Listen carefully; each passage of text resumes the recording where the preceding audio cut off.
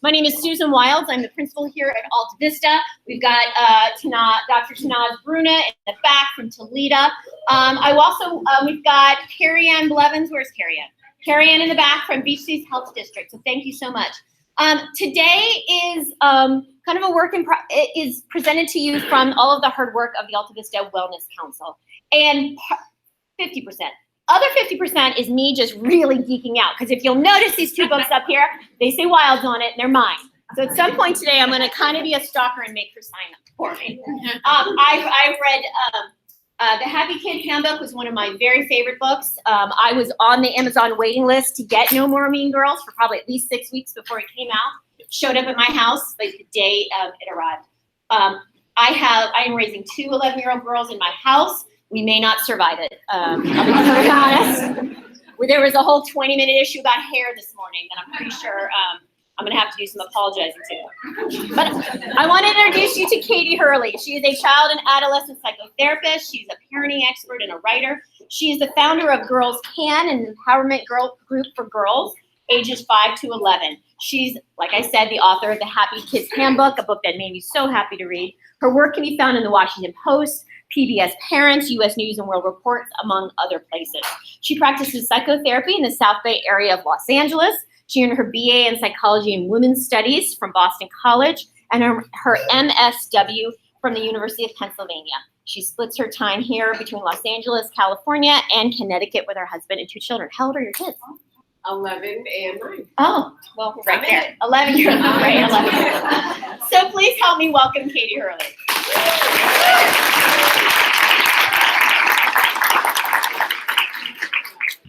I'll try my best to be loud. I apologize. I'm at the tail end of a cold because kids bring home all the fun stuff. So thank you all for being here. What a lovely crowd at 8:30 in the morning. You never know what you're going to get when it's early in the morning. And I'm always happy when a lot of people show up. So welcome and thank you. And I hope I can entertain you for a little bit and maybe teach you a few things. And hello, Facebook land. This is the new thing. Everywhere I go, I'm on Facebook Live now, which is semi-anxiety producing. We'll take some deep breath and get through it. So I do have an 11-year-old daughter and a 9-year-old son, and I live in El Segundo, so not too far away from here. So we're all part of the South Bay family. And I've written these 2 books and lots of other things, and I do individual therapy with kids, and I do girls groups, and do some family therapy and all that kind of stuff. So I travel all around the country talking to wonderful parents like you, hoping to kind of spread the word and talk more about girls, but also kids in general, because I don't just see girls, I see boys too. But today we're talking about girls. We're talking about girls. So, but a lot of this stuff you're going to hear, you're going to think, if you have a son, oh, that kind of applies to my boy too. And you know what, to some degree it really does, because times have changed and things are different, and all that stuff that we used to call mean girl behavior is kind of getting mashed up and trickling over to boy world as well. So things are just different now than they used to be. So I'm going to tell you guys some stories because I like to tell stories, and I think stories are helpful and they connect us all a little bit. And I'm going to share some things that some kids have shared with me. But I'm going to start with a story about a 5th grade girl who had a solid group of friends since kindergarten, been in the same school since kindergarten, and kind of hung out with the same girls over and over again. Whether or not they were in the same class, they'd always meet up on the recess yard. So she always felt like she had this really solid group of friends. She played a couple sports, does karate, does some other sports, and just kind of an all-around great kid. Always just kind of happy, never really had any issues. And then come 5th grade.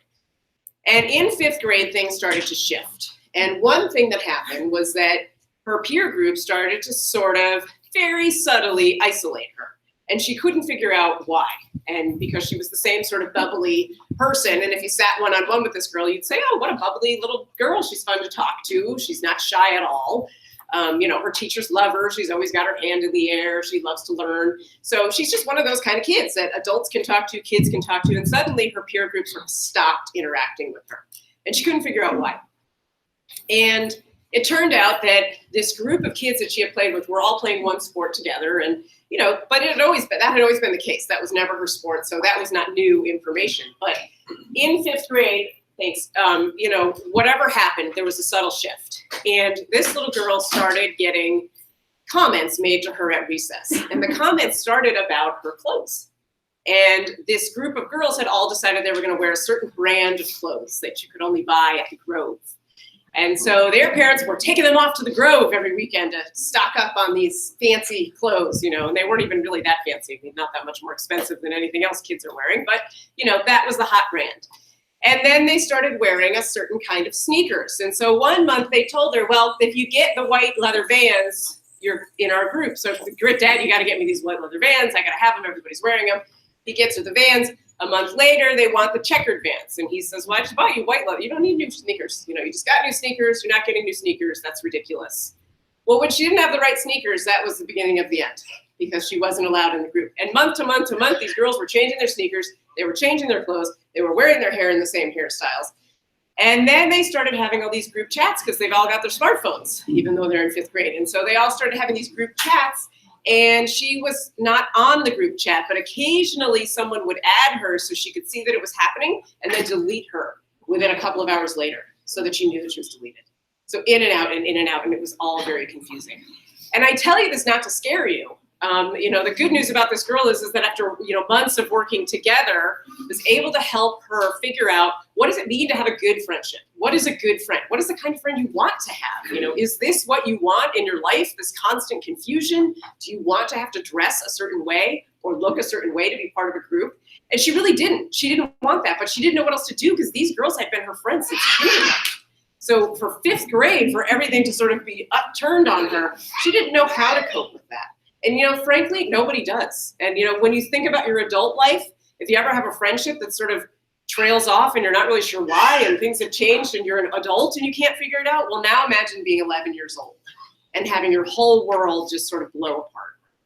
So after months of working together, she's been able to find a new group of friends who are, kind to her and don't care what kind of clothes she wears and don't care what kind of sports she plays. And so it's been a process, but I will tell you, when kids lose their friendships, and this happens a lot in the 4th, 5th grade year, when those friendships start to shift, they grieve.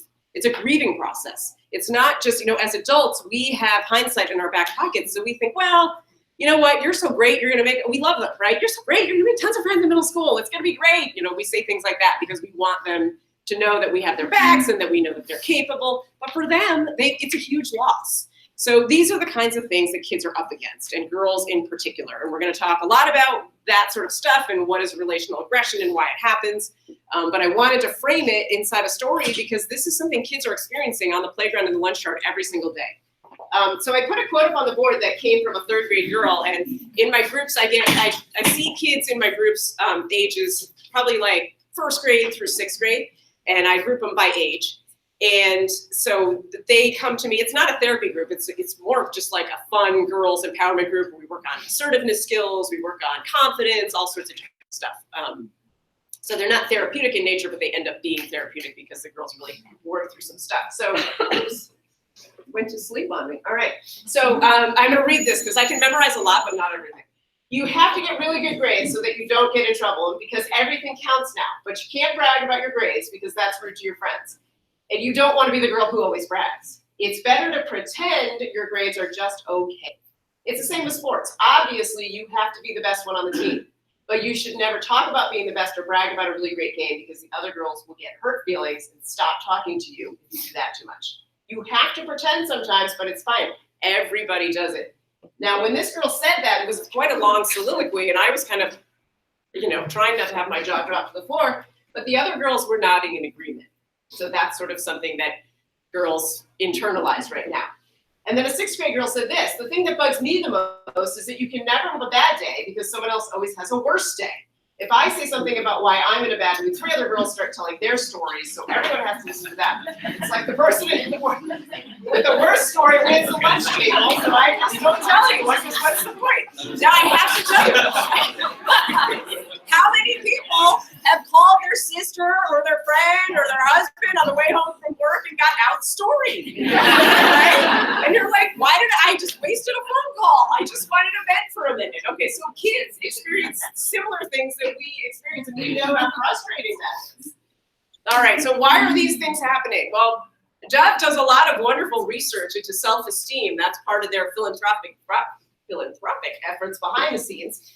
So they wanted to find out, why are girls struggling right now? Oops, I've stepped out of the frame. I shouldn't do that to you, Facebook. I'm sorry. So they wanted to find out, why are girls struggling with their self-esteem? 7 in 10 girls feel they are not good enough or do not measure up to their peers in some way. These girls, by the way, are between the ages of 7 and 21 that they surveyed for this particular survey. 62% of girls feel insecure or unsure of themselves. So they don't know who they are or how great they are. We know how great they are. They don't know how great they are. 75% of girls with low self-esteem report engaging in negative activities such as bullying, disordered eating, and cutting. So a recent study in pediatrics showed that disordered eating is happening younger and younger, as young as 6 years old. So that's something that's on the rise right now that we all need to sort of pay attention to. It's some of these, I always like to say, I put up the alarming statistics first and then I tell the good stuff later. So with me, you guys don't know me. There's always a happy ending with me, okay?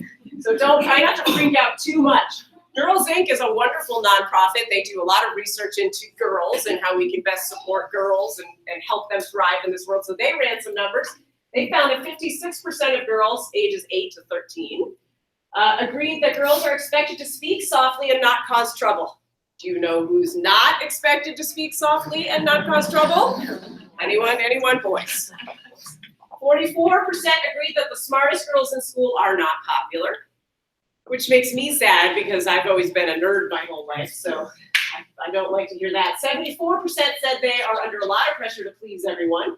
And 45% are told not to brag about the things they do well. So that little girl, that third grader, she wasn't wrong. She was just responding to the messages she receives being a kid out in the world, right? Don't brag. Be the best, but don't brag about it. All right, so Stop Bullying got together with the Cartoon Network because they want to stop bullying and kids watch TV, so that's a good place to start, right? And they wanted to find out what's happening with bullying. So this is boys and girls, and they're just, depending on the survey you look at or the study you look at, the numbers are always slightly different. Here's the thing we're finding right now. The traditional 3 o'clock high physical bullying of days of yore is kind of a lot lower. Occasionally, you're going to see a video go viral on Facebook because videos like that go viral very, very quickly. But those instances are sort of in the minority right now. What we are seeing an uptick in is relational aggression among girls and boys. So kids are getting sneakier, kids are getting savvier, kids are using technology. The bullying is still there. It's changing its face. It's changing the way we see it. So 77% of kids said that they witnessed bullying. 64%, this is a good number, said that they tried to help. We're going to talk about why kids struggle to help in a minute, but it's a good sign that kids are thinking of, I wish I knew how to help. So 62% said they have been bullied themselves, but only 21% admitted to doing the bullying. So we know that number can't be right. All right, so why don't kids help others? Well, a lot of reasons. The big one is they don't know what to do or say. So for years, the best we had was to tell kids to make a joke, to stand up to the bully, to try and distract the bully. We told victims, and this is like all the experts in the field got together and they said, well, this is what we know. This is what we should do. This is what we should tell kids to do. So schools have been telling kids to stand up to bullies. Schools have been saying we have zero tolerance for bullying. Well, what we know now in 2018 is that zero tolerance really doesn't work. That's just words. And that it's exceptionally difficult to stand up to a bully. We know this as adults. We've been through this. We know that it's really, really difficult to stand up to someone who's bullying. But for years we thought, well, if we could just make kids really assertive and we could just really inspire them to stand up, that the bully would stand down. That's not how it works. We're going to talk about what to do in a minute, but it's important to talk about why kids are not standing up. So they're afraid it'll get worse. They're afraid that they'll be the next target. They're afraid of being embarrassed in front of everybody. They're afraid the kid doesn't want their help. And a very small percentage said that they thought the kid deserved it. So again, can't account for what kids say in these surveys, but at least it was a very small percentage that said that. So then they asked kids, well, what would make kids kinder? What would make the world a better place? And the number one thing they said was that every kid had someone they could trust, someone who would listen to them, someone who would be there for them. That's huge. That's the one thing you need to remember.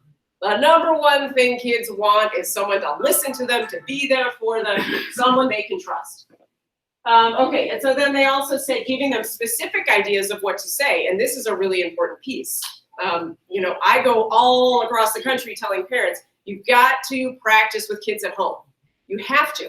I mean, we can give them speeches and tell them how great they are and tell them how not great the bully is all we want.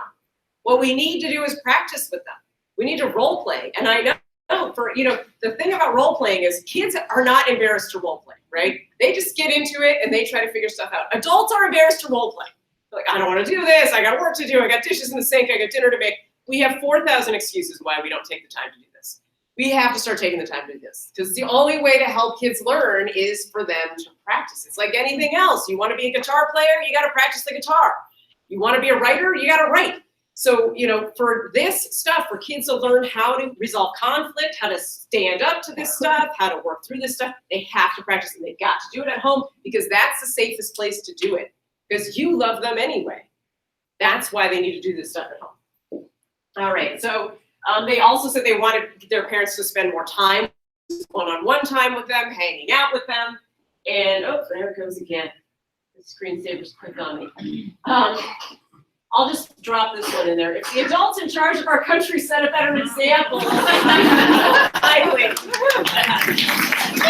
That little nugget of information, but I thought that was interesting that they even asked that. All right, kids, by and large, they don't think that their schools need more rules. They feel like they have enough rules. They feel like they know what the rules are. They know what the consequences are. What they need is help learning to manage anger. They need help learning to manage conflict, and they said that pretty clearly. All right, so what is relational aggression? Well, and this is the thing that's on the rise among all kids, particularly girls, but boys as well. So the one that we know the most from the movie Mean Girls is gossip, right? We wear pink on Thursdays or whatever. So it's exclusion. It's forming very special groups. So today the thing is we call them friend groups, I guess. I don't know. I don't know when that shift was made, but a rose by any other name, a friend group is a clique. And to get into a clique, you sometimes have to do certain things. This is where relational aggression comes in. It's natural for kids to form little groups of friends. Of course, they're in big schools. How many kids are in this school? 770. 770. Okay, so they can't all play together all the time, right? They've got to naturally find kids with common interests, kids that they know well, kids maybe who live on their street. That's normal. What's not normal is when certain kids get isolated, when kids are pushed out of groups like that fifth grader I told you about because they don't have the right clothes or they don't play the right sport. Those things are not normal and those things are not okay, and that's where relational aggression comes in. It also includes cyberbullying, which we're going to talk about a little bit in a few minutes. Cyberbullying and relational aggression, typically when you look at research, they get weeded out into two separate categories, but honestly, everything is bleeding together right now, so it helps to just think of things as, kind of weaving together constantly. Forming alliances, taunting, and we're going to talk now about public humiliation because that's a big one. So a third grade girl told me not long ago that she was having some issues with some girls she used to be friends with in her school. And she's older now. She's in fifth grade now, but she was in third grade at the time that the trouble started. And she had been friends with these girls, since kindergarten, some of them preschool. And all of a sudden, she just wasn't really friends with them anymore. And she was in a classroom where she didn't have her friend group friends in her classroom. And they started doing things to humiliate her. But they were very, very sneaky. And so some of the things they did that were just really super embarrassing were she was known for, she would always wear black leggings to school every day. That was just kind of her thing. It was comfortable. She liked to play. She was a monkey bar kind of kid. So she was always climbing and playing. So she always wore just black leggings, as little girls do a lot of the time. They started rolling up little balls of Kleenex. And they would put them, when she would get up to get water or to sharpen her pencil or to hand something in, they would put them all over her seat. And then she'd sit back down. And then when she got up again, they would be all over her rear end, and the class would point and laugh when she stood up. And the teacher, you want to say, well, why isn't the teacher seeing this? Well, the teacher is, first of all, teaching. And second of all, they were very sneaky. I mean, it was flying under the radar. And that's the whole thing about relational aggression. It usually flies under the radar of the adults in the room. Because girls have gotten more and more sophisticated, and boys, in how they're doing it. Another thing they did was they wrote a series of love notes to a boy in the classroom. Now, the boy was mortified. He didn't want the love notes. They were putting them in his backpack. They were signing it from this other girl. He didn't tell his mom. He didn't tell anyone. He was shoving them down to the bottom of his backpack. He didn't even want to throw them out. He was afraid that he would be caught with them. So he was shoving them down, and this was going on for weeks. And then the girls who were trying to target the other girl got annoyed. Well, why isn't he saying something about these notes? He should be embarrassing her. Their hope was that he would start embarrassing the girl on their behalf. So one day they snuck in at recess to the classroom. They took all the notes out of the bottom of his bag and then they put them all over a lunch table and got a bunch of kids to come over and see them. So now 2 kids were embarrassed. The boy, who had nothing to do with the whole thing other than receiving the notes, and the girl who they were trying to embarrass. And again, these are things that, you think about a big recess yard, 125 kids are out there at once. Not necessarily, teachers do a pretty good job of eyeballing what's happening and, something looks funny over there, I'm gonna walk this way. But it's not that weird for a group of kids to be gathered around something, a swing, a table, whatever. So it doesn't necessarily jump off the page as, hey, something's brewing here. So those are the kinds of things that are happening. So other things that'll happen is they'll make really mean comments, but then they'll follow it up with, it's just a joke, or JK. That's the new thing, is if you say that after saying something really mean, it apparently gets you out of it. Making demeaning gestures behind someone's back. So they would do that to her in class too, with like crybaby faces and things. Always when the teacher turned to the smart board, even for just like a half a second. They know how to wait.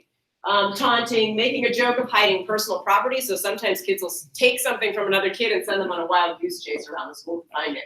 And then, I talked about they were writing notes. They were just old fashioned. They went old school with paper and pen on writing those notes. But because so many kids are using technology, sometimes those notes and comments are coming in the form of technology, even in elementary school. So what happens when kids are dealing with relational aggression? Well, the first thing parents see often is that kids start saying they don't feel well, they can't go to school, so they start missing school. Because at first you think, well, maybe they really do have a headache, maybe they're getting migraines, you start calling the doctor, right? Something's really wrong, they're getting all these stomach aches, they're getting migraines. So psychosomatic complaints are kind of the first thing that parents see, because kids don't come home and say, I'm really stressed out at school, I'm really anxious at school, I'm having a really hard time at school. They don't do that. They come home and they say, I have a headache, I'm too tired, I have a stomach ache, I just don't feel well.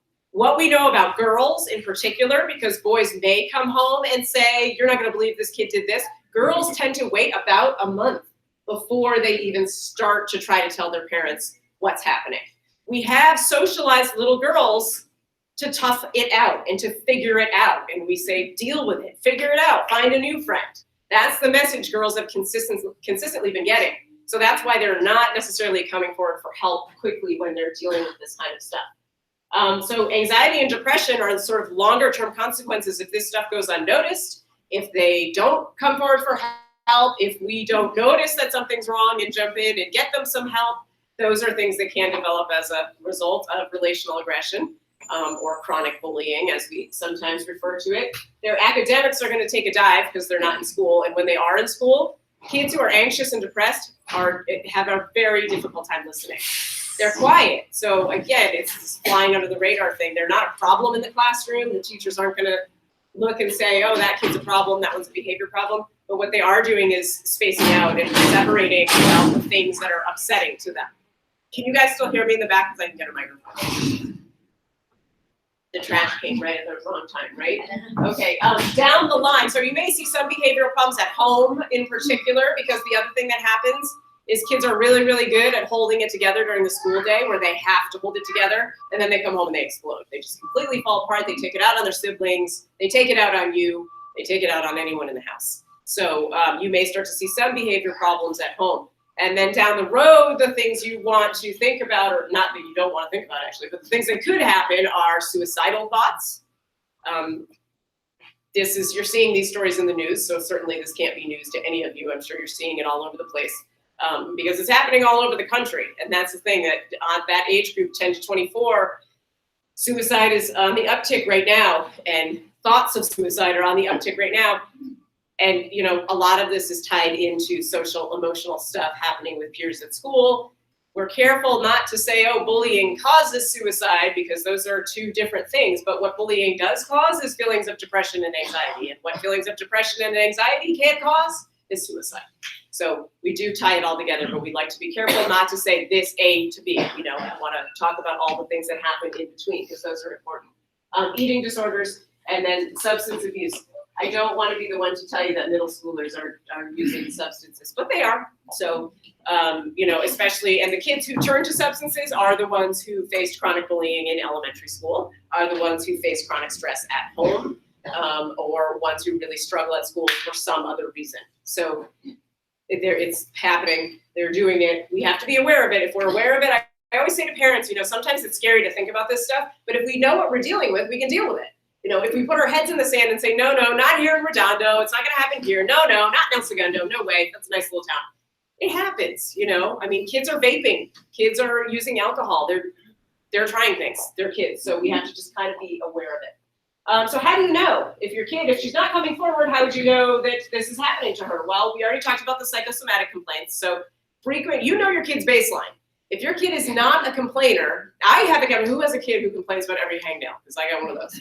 All right. So you're gonna look for different signs in that one, because that one's probably already having stomach aches all the time just for fun. So that might not be a good gauge. But if you don't have a kid who does that, who complains about stomach aches, headaches, feeling dizzy, feeling overtired all the time, and then suddenly they are, well, then there's your first red flag. You may see regressed behavior. So for older elementary kids, that's going to look like, your kid who was formerly kind of independent and branching out and doing things on his or her own, they're shadowing you everywhere. They don't want to hang out with their friends anymore. They want to shadow you. They want to be with you. They're very clingy. You might see bedwetting. You might see, a kid just sort of crawling into your lap all the time. That's different, different behavior. So you want to look for things that are different than what you're used to. They might say that they're alone at lunch and recess a lot. They might not. It just depends on the kid. Some kids are more forthcoming with that information. They might say things like, I'm alone all the time, but it's fine. I don't care. I don't mind being alone. Most kids mind being alone. And I'm an introvert.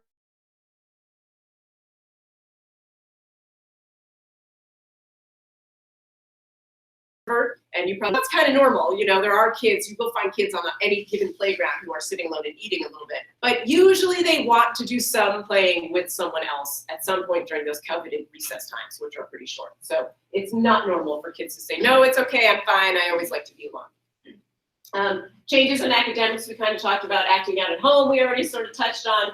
They may start talking about having no friends. Everybody hates me. Nobody likes me. I'm not cool. I'm not interesting.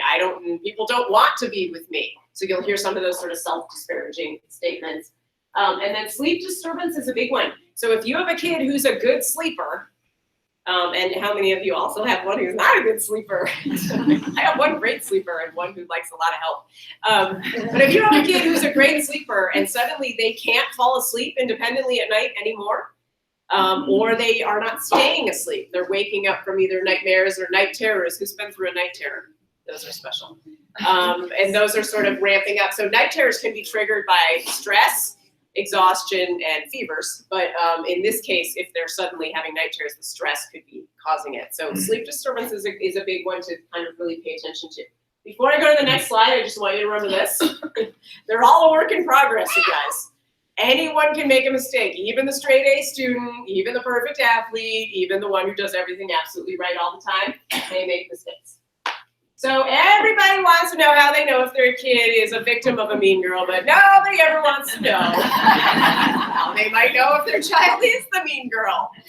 If kids are being victimized, then kids are victimizing. So we have to think about that, and it's really hard to reach deep into our souls and know that maybe our kids are capable of making some really poor social choices, but they are.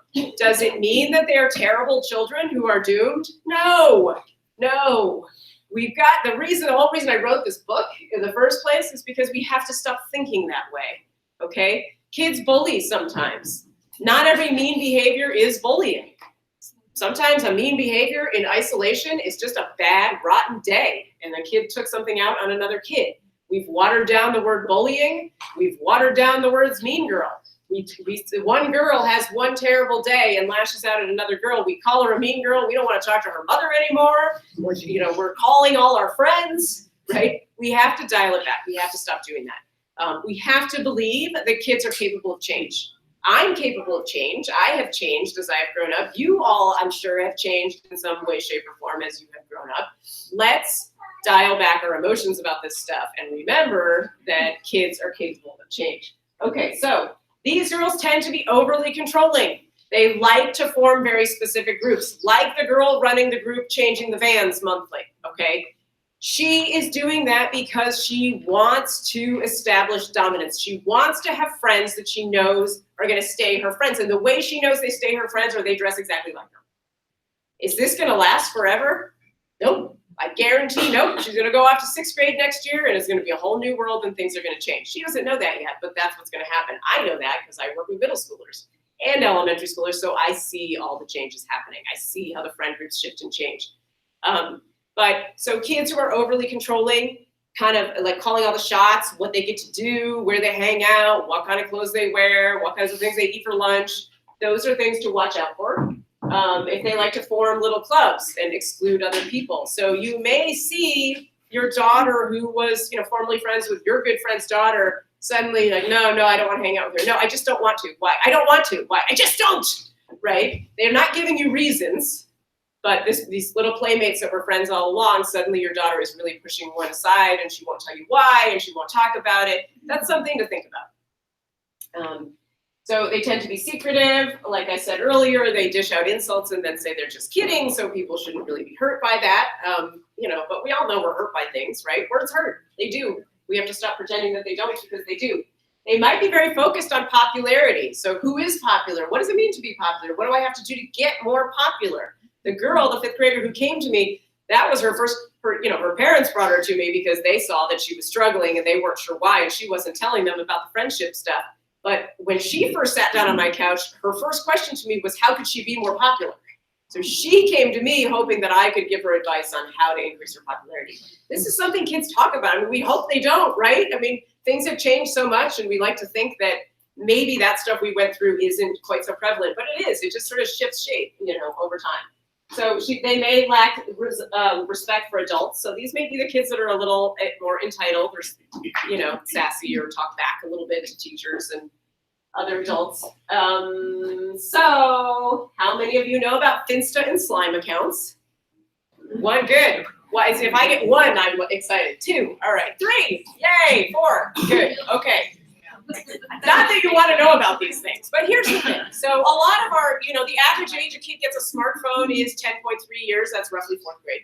So we have a lot of little kids walking around with smartphones. And, we say to them, no, you're too young for social media. But kids are really savvy.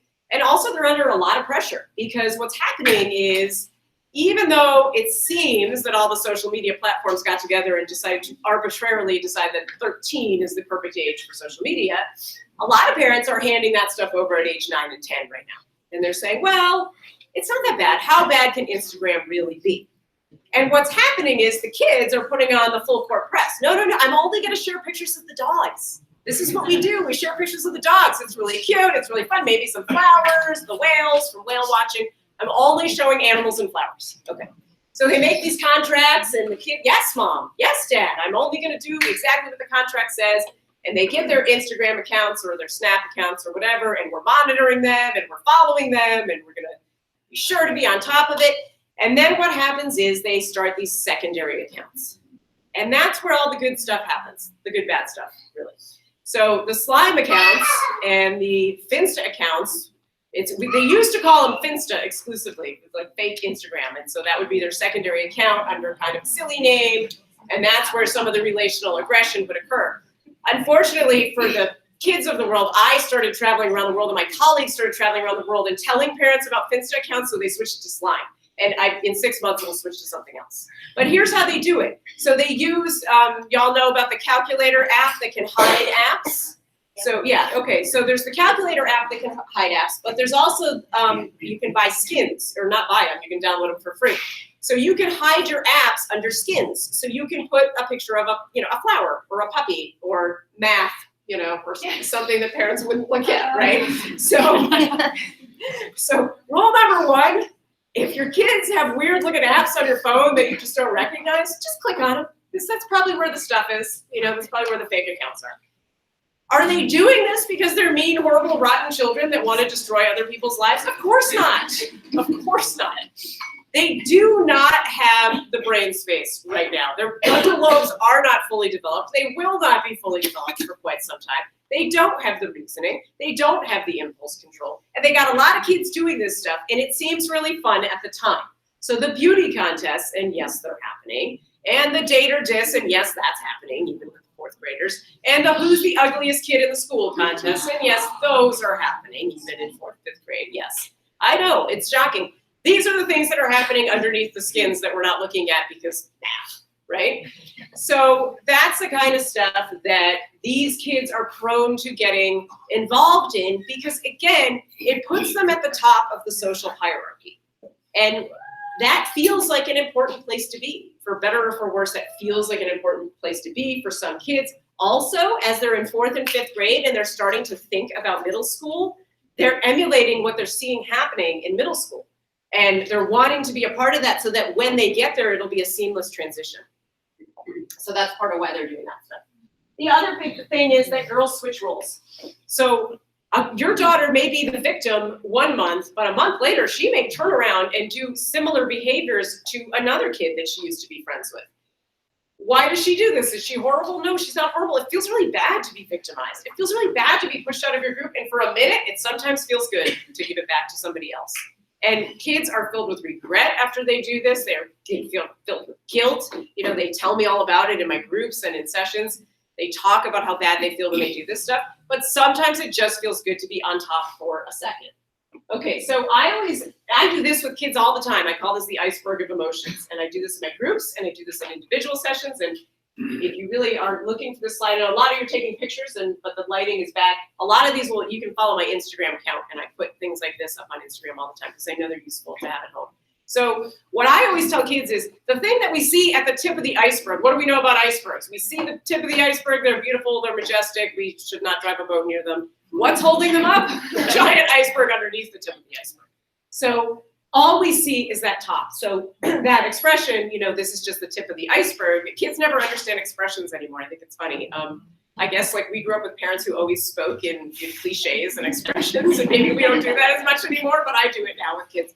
So the tip of the iceberg behaviors we see with kids are the relational aggression, the lack of empathy, bullying, teasing, just frustration tolerance, maybe some of that physical stuff when they're really frustrated and they can't handle it.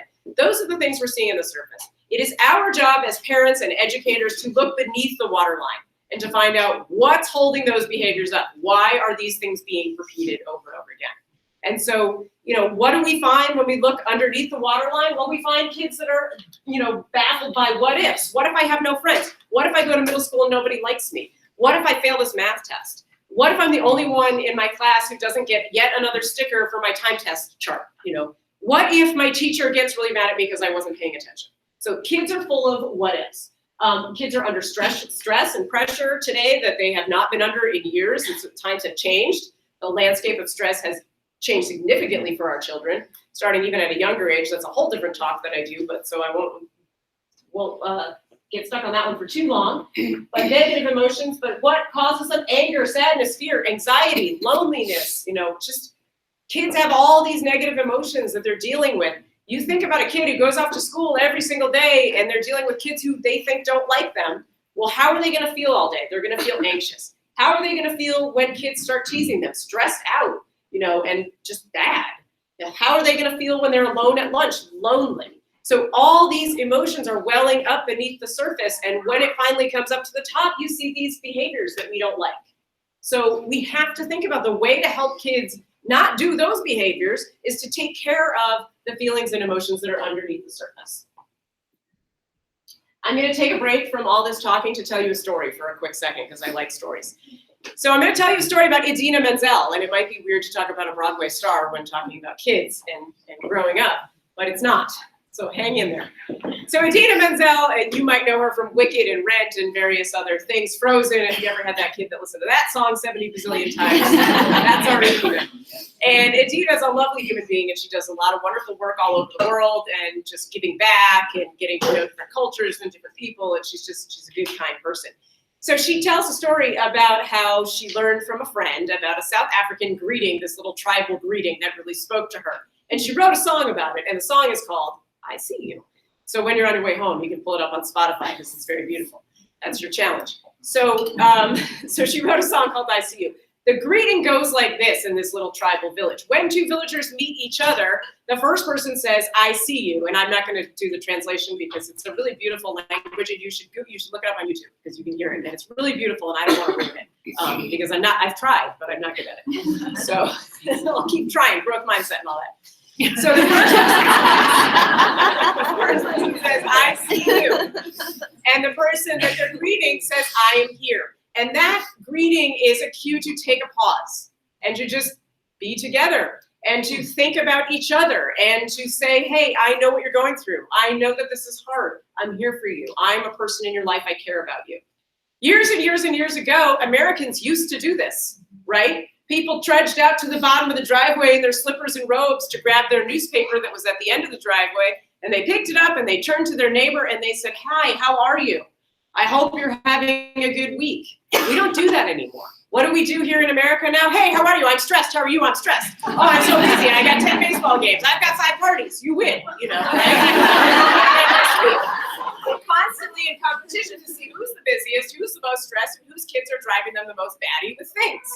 So, but in this little village, what they do is, I see you, I am here, and they take a pause and they empathize, and they are there for each other. And I tell this story because empathy is the thing that will save us all. And I know you're tired of hearing it. I know you are, but it's true. Empathy is the thing that will save us all. So we've got to slow down and we've got to listen and we have to resist the urge to compare our stress levels and just say, hey, I see you, I hear you. I get that. That sounds really hard. You know, as adults, we model it. We model how we interact as humans.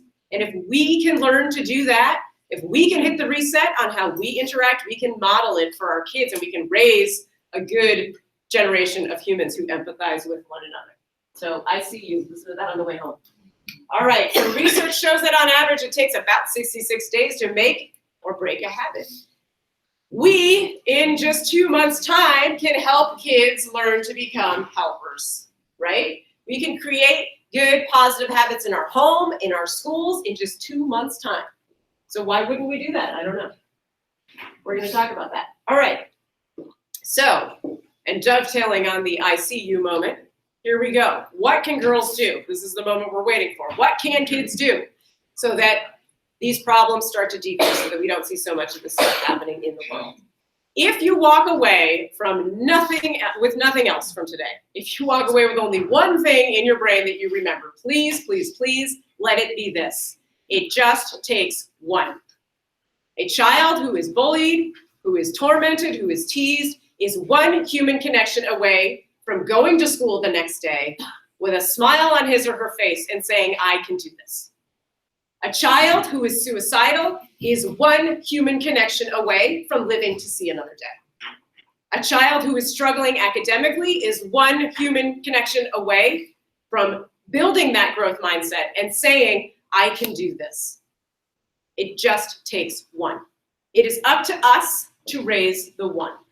And that's why I do what I do, and that's why I travel around the country and live in a state of exhaustion, talking about this at all times. Because it just takes one, and we can do this. I know we can do this. So what can kids actually do? If they're hearing rumors, they can refute the rumor. I talk to kids all the time about how we live in a society of rumors. You go to the hair salon, you go to CVS, you go to the doctor's office, what do you see? Us Weekly, People Magazine, you know, whatever they're called, Life and Style, I don't even know what they're called. What are they? They're rumors, okay? You can see Jennifer Aniston on 3 covers of 3 magazines at one time with 3 different headlines. They are rumors. We live in a world of rumors. We have to talk about rumors. We gotta poke holes in the rumors. We have to stop saying, don't look at the magazine. We gotta say, look at the magazine. This is ridiculous. This is absurd. This is not true. This hurts people. Celebrities are people too. Athletes are people too. Let's stop hurting people by spreading rumors. So what can they do on a micro school level? They can refute the rumor. They can say, no, I don't think that's true. I don't want to listen to that. That's it. That's all they have to say. You have to practice it at home a bajillion times so that they can say it confidently when they're confronted with it. But all they have to say is, yeah, I really don't think that's true, and walk away. I teach girls to do this in groups all the time. They come back to me. They say that it works, but they have to practice. They can beat a negative with a positive. So, oh my gosh, did you hear that, you know, Sarah got in trouble because she did blah, blah, blah? Oh, well, you know, I really like Sarah because she's always kind to me and sits with me at lunch. That's it. One kind statement, right, about Sarah helps Sarah in the situation. The biggest thing that kids can do, honestly, is they can stand with the victim. So like I said, it's really hard to stand up to a bully, even for a bystander. So we say we want to raise upstanders. And what that has traditionally meant is that we want the bystander to get in there and stand up to the bully. But that is not what me and my colleagues and we're all sort of thinking now, that what we need to be teaching kids is not to confront the bully, because that often does not work, but to just stand next to the victim and, hey, I'm Katie, let's get out of here.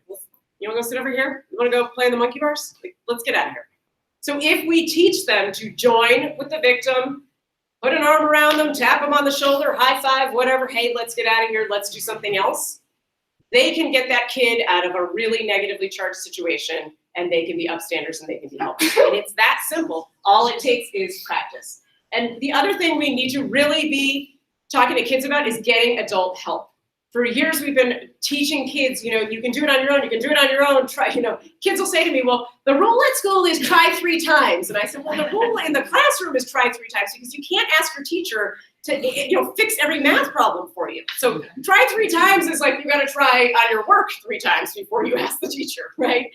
When you're dealing with bullying, when you're dealing with relational aggression, when you're dealing with this kind of stuff that can have all sorts of very harmful long-term stuff, get help. Go to a teacher and get help. Stand with the victim. If there's 2 of them, one stands with the victim, the other beelines it to get a teacher. Teachers can help. I have been working with educators for over 20 years. I have yet to meet a teacher who did not want to help a child who was struggling socially. I'm telling you, I have yet to have that encounter. And the other thing is, before we move on, because things do happen and people always say to me, well, I went to the teacher and they didn't do anything. So here's the thing about California law and just law in general. Everybody has a right to privacy in the school system. So you go to the teacher and say, this kid is bullying my kid, and here's all the things that happened, and I outlined it, and what are you doing about it? What are the consequences? They don't have to tell you. You don't always get to know. And that's frustrating, because when our kids are hurt, we hurt, and we want to know that justice was served. But the law states that we don't always get to know. That kid, even if they're being really aggressive and even if they're being really unkind, has a right to their own privacy. And so, yes, the teachers are dealing with it. And yes, the administrators are dealing with it. I promise you. I talk to them all the time. But you don't always get to know what happens. So that's just something you need to remember. So what do parents do if this stuff is happening, if your kid does come forward? The first thing, the single biggest thing your kids want is for you to listen. We are fixers. We are a generation of fixers. What do we do when they come to us with a problem? We go on the local Facebook moms group to find out if anyone else is having the same problem. We text 15 other people to find out if they know anything about it, right? We're researchers. We love to find information. We're investigators. We're very good at it. We have it all at our fingertips. And then we start dishing out advice that may or may not work. They don't want this. They want you to listen. They want you to say, that sounds really hard. How can I help? What can I do? How can we make you feel better right now? They just want you to be there for them. And so you listen and empathize first. The next thing you need to do is, if there really is a problem, and again, bullying is a pattern of behavior. It's not one incident. It's a pattern of behavior. So if there is a pattern of behavior and your child is being targeted and your child has come forward and there's all these issues, you're going to want to document it, but you don't want to do it when they're first telling you, because you're busy listening and empathizing. So you're going to let your kid calm down and go back to her later and say, listen, I'm old and I forget stuff. Can you help me remember all the things that have happened? I just want to write it down in case we decide to go to the teacher, and then I'll remember clearly. So you just make notes, just document it. If anything is happening on social media, text message, kids, 5th graders, man, they love group text apps, right? The iPhone comes with that nice little texting app. They don't use that. They download like 5 others. I don't know why. It's baffling. They can't tell me why. I ask them all the time. They just like them. They like different apps. They like to be different from their parents. They use video group chat apps. Okay, all these things are happening. Cyberbullying can happen in text message, in email, on social media, in Skype, FaceTime. It can happen in all those places, and it is happening in all those places. I just heard a story about a FaceTiming situation where one girl was FaceTiming one girl on her phone and another one on her iPod. And the 2 on the phones were targeting the one that was on the iPod. It's these things are happening. So they're making bad choices. We can help them. So if anything is happening on their phones, on their computers, take screenshots, because here's the thing about kids. They're master deleters. Masters. They can wipe an iPhone in 5 minutes. I couldn't do this if my life depended on it. They can do it in 5 minutes. So, and what happens is they don't want to get other kids in trouble. They're afraid it's going to get worse if you go to the teacher. So they start they delete everything. All the pictures, all the things, everything, poof, poof, gone. So take screenshots, send them to your own phone or computer, and store them there so that when you go to the school, you have stuff that you can show them and say, hey, this is happening, how can you help? So why is this stuff on the rise? Well, one thing that's happening among girls right now is toxic competition.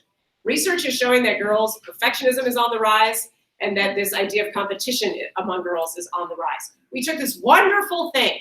We have this wonderful generation of girls who have every opportunity at their fingertips, right? Every sport, everything. I had to play boys sports. I was an athlete growing up. I was the token girl on every boys team until 7th grade, right? I was that girl who had to work harder to get the ball because they weren't going to pass it to me. Girls have all these amazing opportunities. Sports are wonderful opportunities for girls to work in groups, for girls to have fun, to get exercise, except that we've made them all into super kids. We put them in club soccer at age 9. They're playing year-round one sport. We know it's bad. The doctors are saying, hey, this is really bad. We're having overuse injuries. The therapists are saying, hey, this is really not so great. It's better if they have like a variety of things, different kids to hang out with. We're all saying, don't do this, don't do. The teachers are saying, hey, your kids are too tired. 9 o'clock soccer practice, this is not working for me. Okay, all these reasons that year-round sports are not working are being shouted into our ears, and what are we doing? They're doing year-round sports. And what are we doing? We're saying, be the best. Yeah, go have a team sport. It's going to be fun, but please be the best one on the team. Because we think they're going to Harvard. I don't know. We think they're getting soccer scholarships. We think they're getting volleyball scholarships. I'm sorry to tell you that they're not. It's a very small percentage of kids who are in athletic scholarships. Very small. And here's the statistic you all need to hear and internalize and remember when that paperwork comes back to you in a couple days about the next club sport. 70% of children drop out of youth sports by age 13 because they are burnt out, tired of the pressure, and they don't want to do it anymore. Age 13 is exactly when you want your kids playing sports. That is the time that you want them playing sports. So please stop wearing them out when they're in elementary school. It's not going to get them a scholarship. It's not going to get them into college any faster. Those bizarre stories of the kids who signed with colleges at age 11 for lacrosse and stuff, just delete. You don't have to read everything that goes through your feed. All right. So, what else is happening? We're fast-tracking girlhood. Research is showing that 6-year-olds are trying to act like teenagers. 6-year-olds got no business acting like teenagers. We don't like that. We want to stop that. They should act like 6-year-olds. They should play My Little Pony and do 6-year-old things. Part of that is this culture of busy that we all live in. We created it. It's our fault. We can undo it, right? We can choose to undo it. We can be the one weird mom in El Segundo who doesn't do it. You can be the one weird mom in Redondo who doesn't do it. We don't have to do things because everybody else is doing it. We've got to dial it back. We've got to look at our kids and say, to what end are we filling every single day of their lives? Because here's the thing. I have wonderful educational experiences. I was trained by the great Peter Gray at Boston College. If you don't know him, you should look him up. He wrote an amazing book called Free to Learn. He has done oodles of research, like years and years and decades of research into the power of play. And what you will learn if you read his book is that you should just hit the stop and let your kids get out there and climb trees and play and get dirty and be with other kids and work stuff out. Because kids learn conflict resolution. They learn how to work in groups. They learn how to have fun. They learn a whole bunch of stuff. They even learn math and literacy skills when they're lost in the world of play that they create on their own. So, we've got to say no to busy. So we've talked about a lot of this already, so I'm going to move forward because I'm going to get there. She's going to come at me with a big cane soon. I can feel it.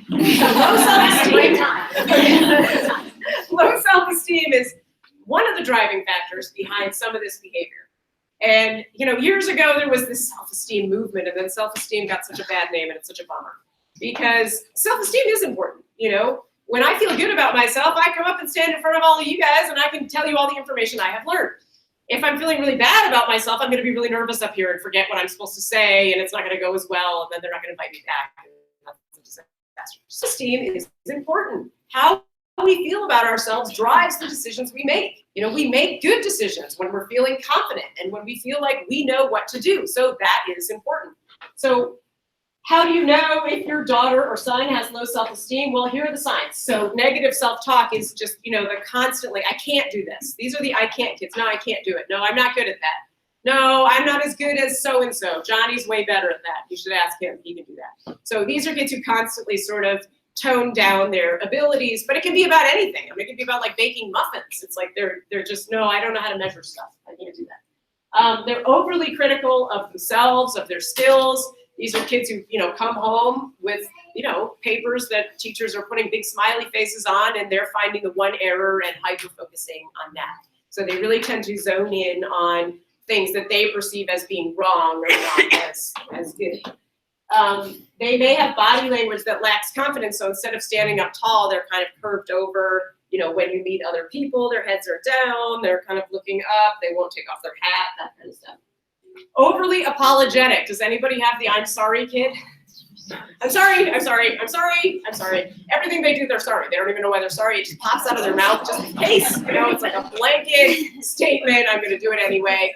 So, this is a sign of kids who are really unsure of themselves. That's what's beneath that behavior. They overreact. So you give them a little bit of feedback, like, maybe dad's out playing basketball and you give like a little feedback on how she can do a better jump shot. And she's like, that's it. She falls apart, crying, yelling. You always criticize me. All you do is say what I do wrong, right? So overreactions, because they do feel like kids with low self-esteem, what you have to think about is that their perception is very different than reality that you see. So they think that they're being criticized all the time. They think that you're looking at them and looking for their flaws just like they look at themselves and look for their flaws. And you're probably not doing that. I can almost guarantee you're not doing that. But that's how they feel. So this is a perception inside of them. They tend to give up easily and they tend to put others down. Instead of celebrating someone else's success, what they do is they find a way to put them down and say, like, oh, he cheats all the time. She cheats. So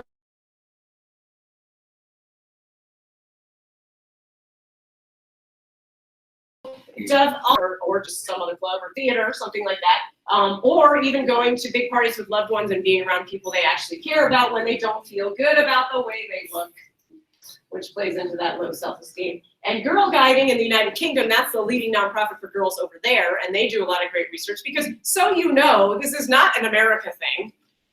These problems are happening everywhere. They're happening in the UK in spades. They're happening, I'm hearing from parents as far away as South Africa. They're even happening in France. And France likes to act like, nothing goes wrong there. But they're happening there. I get the emails from all over the world. So just so you know, not that I'm competing. All right, so the UK ran some numbers, and they found that 42% of girls over there, ages 7 to 10, thought boys were better than girls at being strong, and that's emotionally strong, not physically strong. And said they did not feel they could speak freely because of their gender. I found this one really interesting because I was running an assembly at a private high school in Connecticut not long ago, and I was talking to middle and high school girls, and one girl raised her hand and she said, do you find that all over the country that it's easier for boys to talk and they talk more and they don't really let the girls talk? And I said, do you find that it's easier for boys to talk? And every girl raised their hand and nodded their heads. So this is something that girls feel. And when I ask girls in groups, I had a group of 20 little girls in my office one day just doing a group, and I said, hey, have you ever had like the kid in class that's like, the teacher hasn't even finished the question and he's like, and they're like, oh, boys. Like, this is what boys do. And I have a son and I know that he does that. And I'm like, don't do that. Wait until let the teacher ask the question. All right. I know you know the answer. So let the teacher ask the question. But we condition boys to get in there, get in the game, boy. You got to get in there, show what you know. And we condition girls to wait until they're certain that they know an answer before they raise their hands. And that's part of why they aren't as engaged in the classroom. So we have to condition our girls to get in the game a little bit more. This is not, I always say, talking about girls does not mean that we are saying everything we're doing for boys is wrong. Boys have their own set of issues. And with all these things that I talk about with girls, there's always another side for the little boys who are struggling. So this is not to say boys are bad. This is just how we do it. This is what's happened. It's not their fault. They've been socialized this way. So how do you increase self-esteem? We've talked a lot about listening, so I'm going to gloss over that one. Make time. So I ask every single girl that lands in my office, what is the thing that you want the most from your parents? And the thing they say is, I want one-on-one time with mom, and I want one-on-one time with dad. And there are a lot of dads here today, and I'm excited to see dads here because I know they don't always get to come to these things. And here's what I'm going to tell you. Between the ages of 8 and 13, you are on. That is the time that dads can really build a solid foundation with their girls, and they can build them up. And that relationship that you build when you put in the time, the ice cream cones, you know, the adventures, the hiking, just being together and not asking them about their friends and not asking them about school and sports, but just hanging out and being together, that helps them understand what a positive and loving and unconditional relationship is. And it's really, really, really important. So though I know you have other kids, try to make that time every week, that one-to-one time. You know, it's an hour. My husband he's a musician, he travels a lot.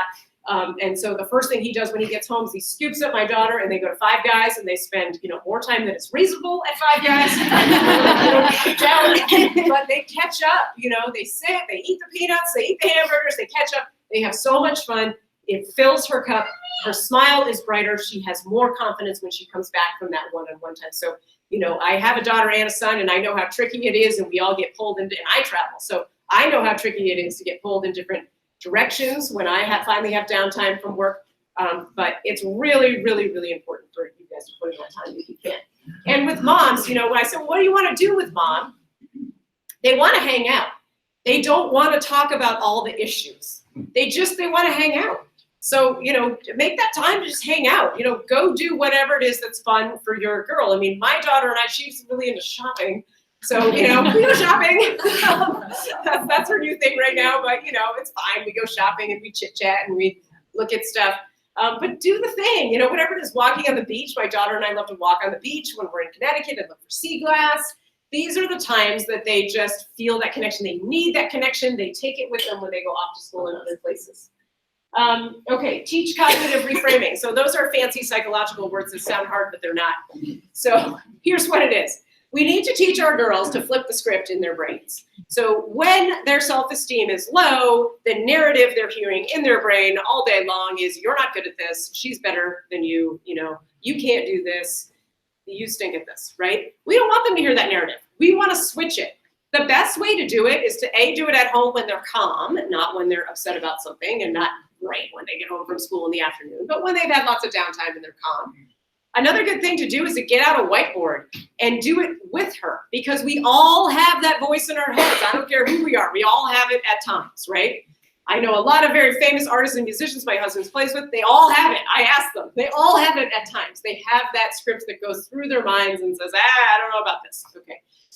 So we get out the whiteboard and we talk with our girls, or we get out a basketball and we bounce back and forth. And you say, hey, you know, this week was really hard and I was really tired, and I kept thinking, like, I'm never going to get this article written that's due. It's like due in 2 hours and I'm never going to get it written. I have too much to do. And I bounce it to my daughter, and her job is to bounce me back a positive thought. Mommy, you're really good at writing. What do you mean? You can get it done? Well, I'll sit with you and cheer you on while you get it done. Bounce.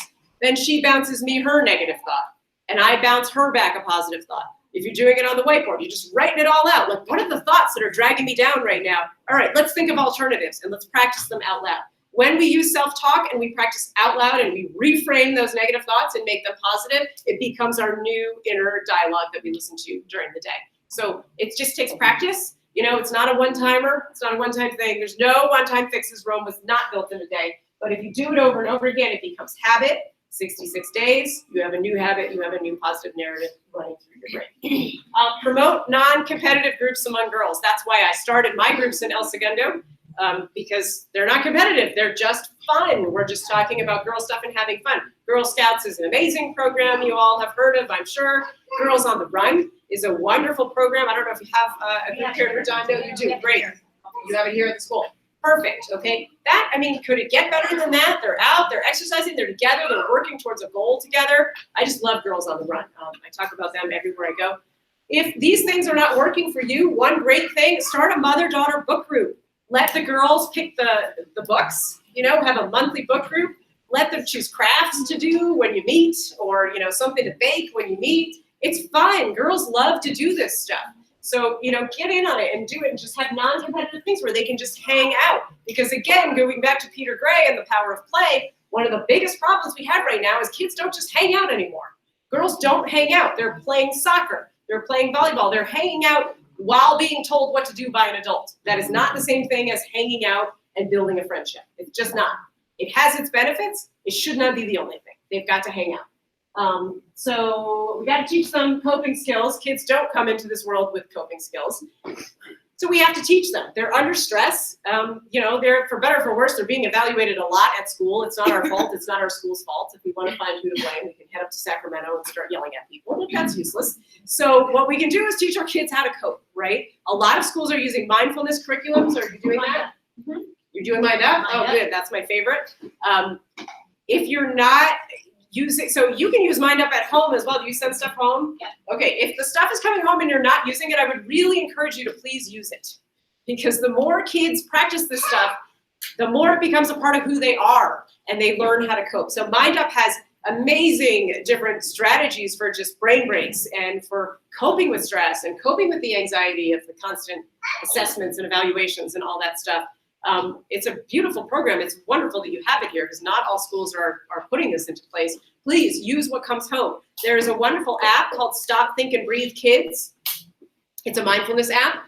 Use it at night. I use it with my own daughter every single night. I use it, when my kids are frustrated. I use it for myself sometimes. There's an adult one actually.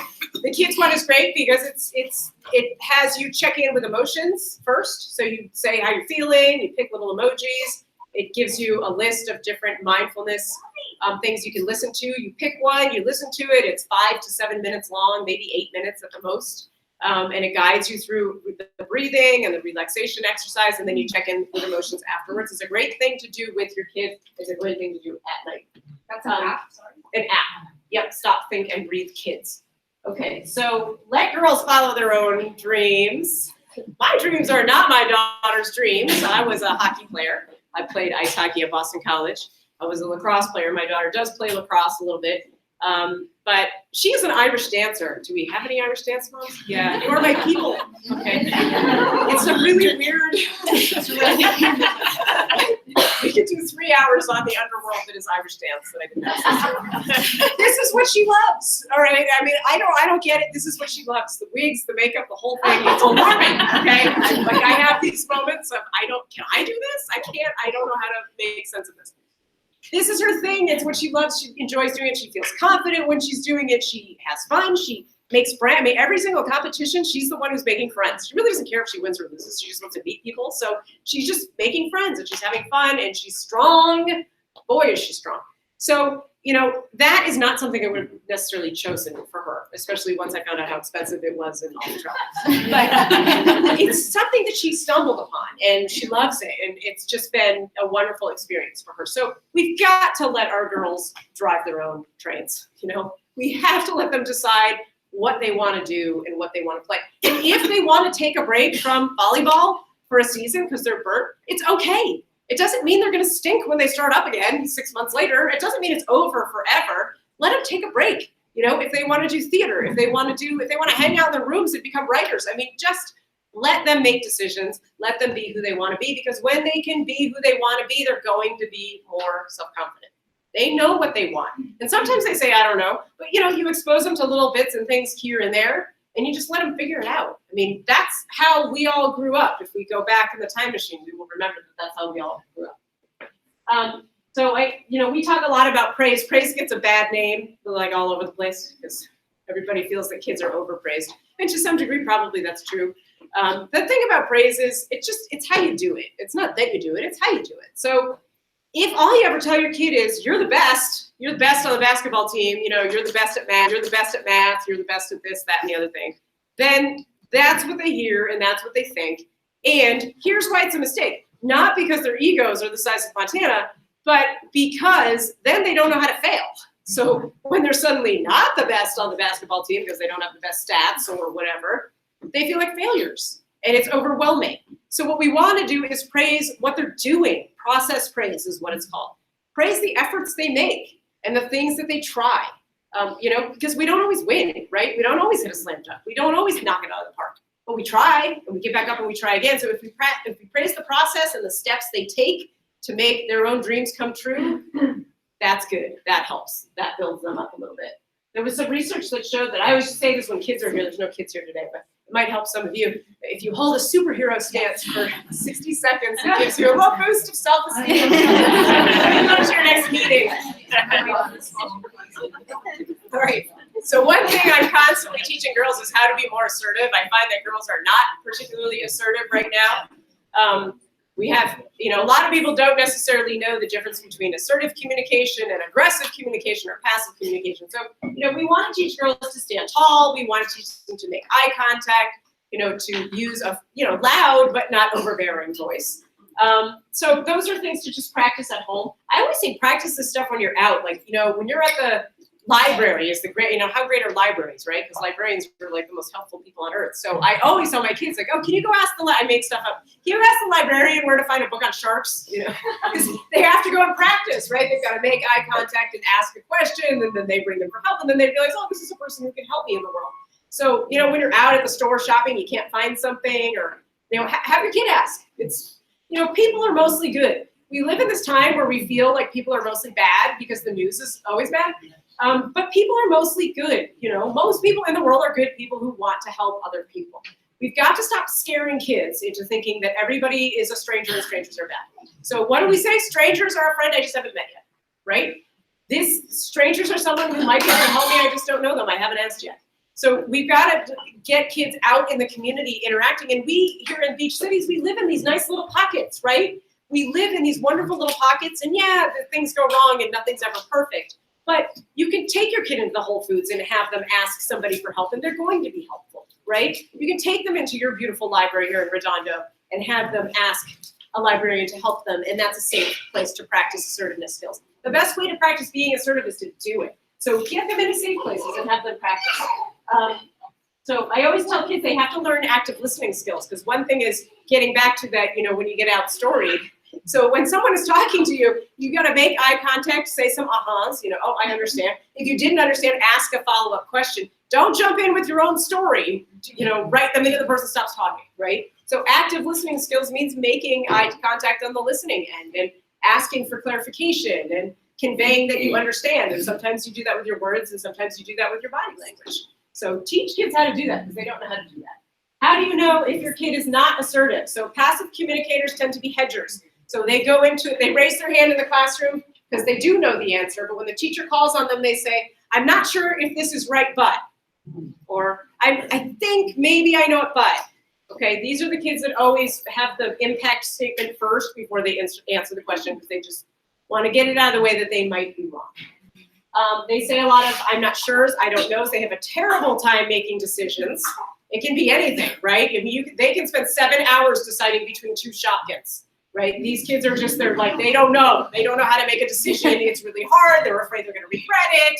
These are things that are running through their mind. They might have difficulty projecting their voices.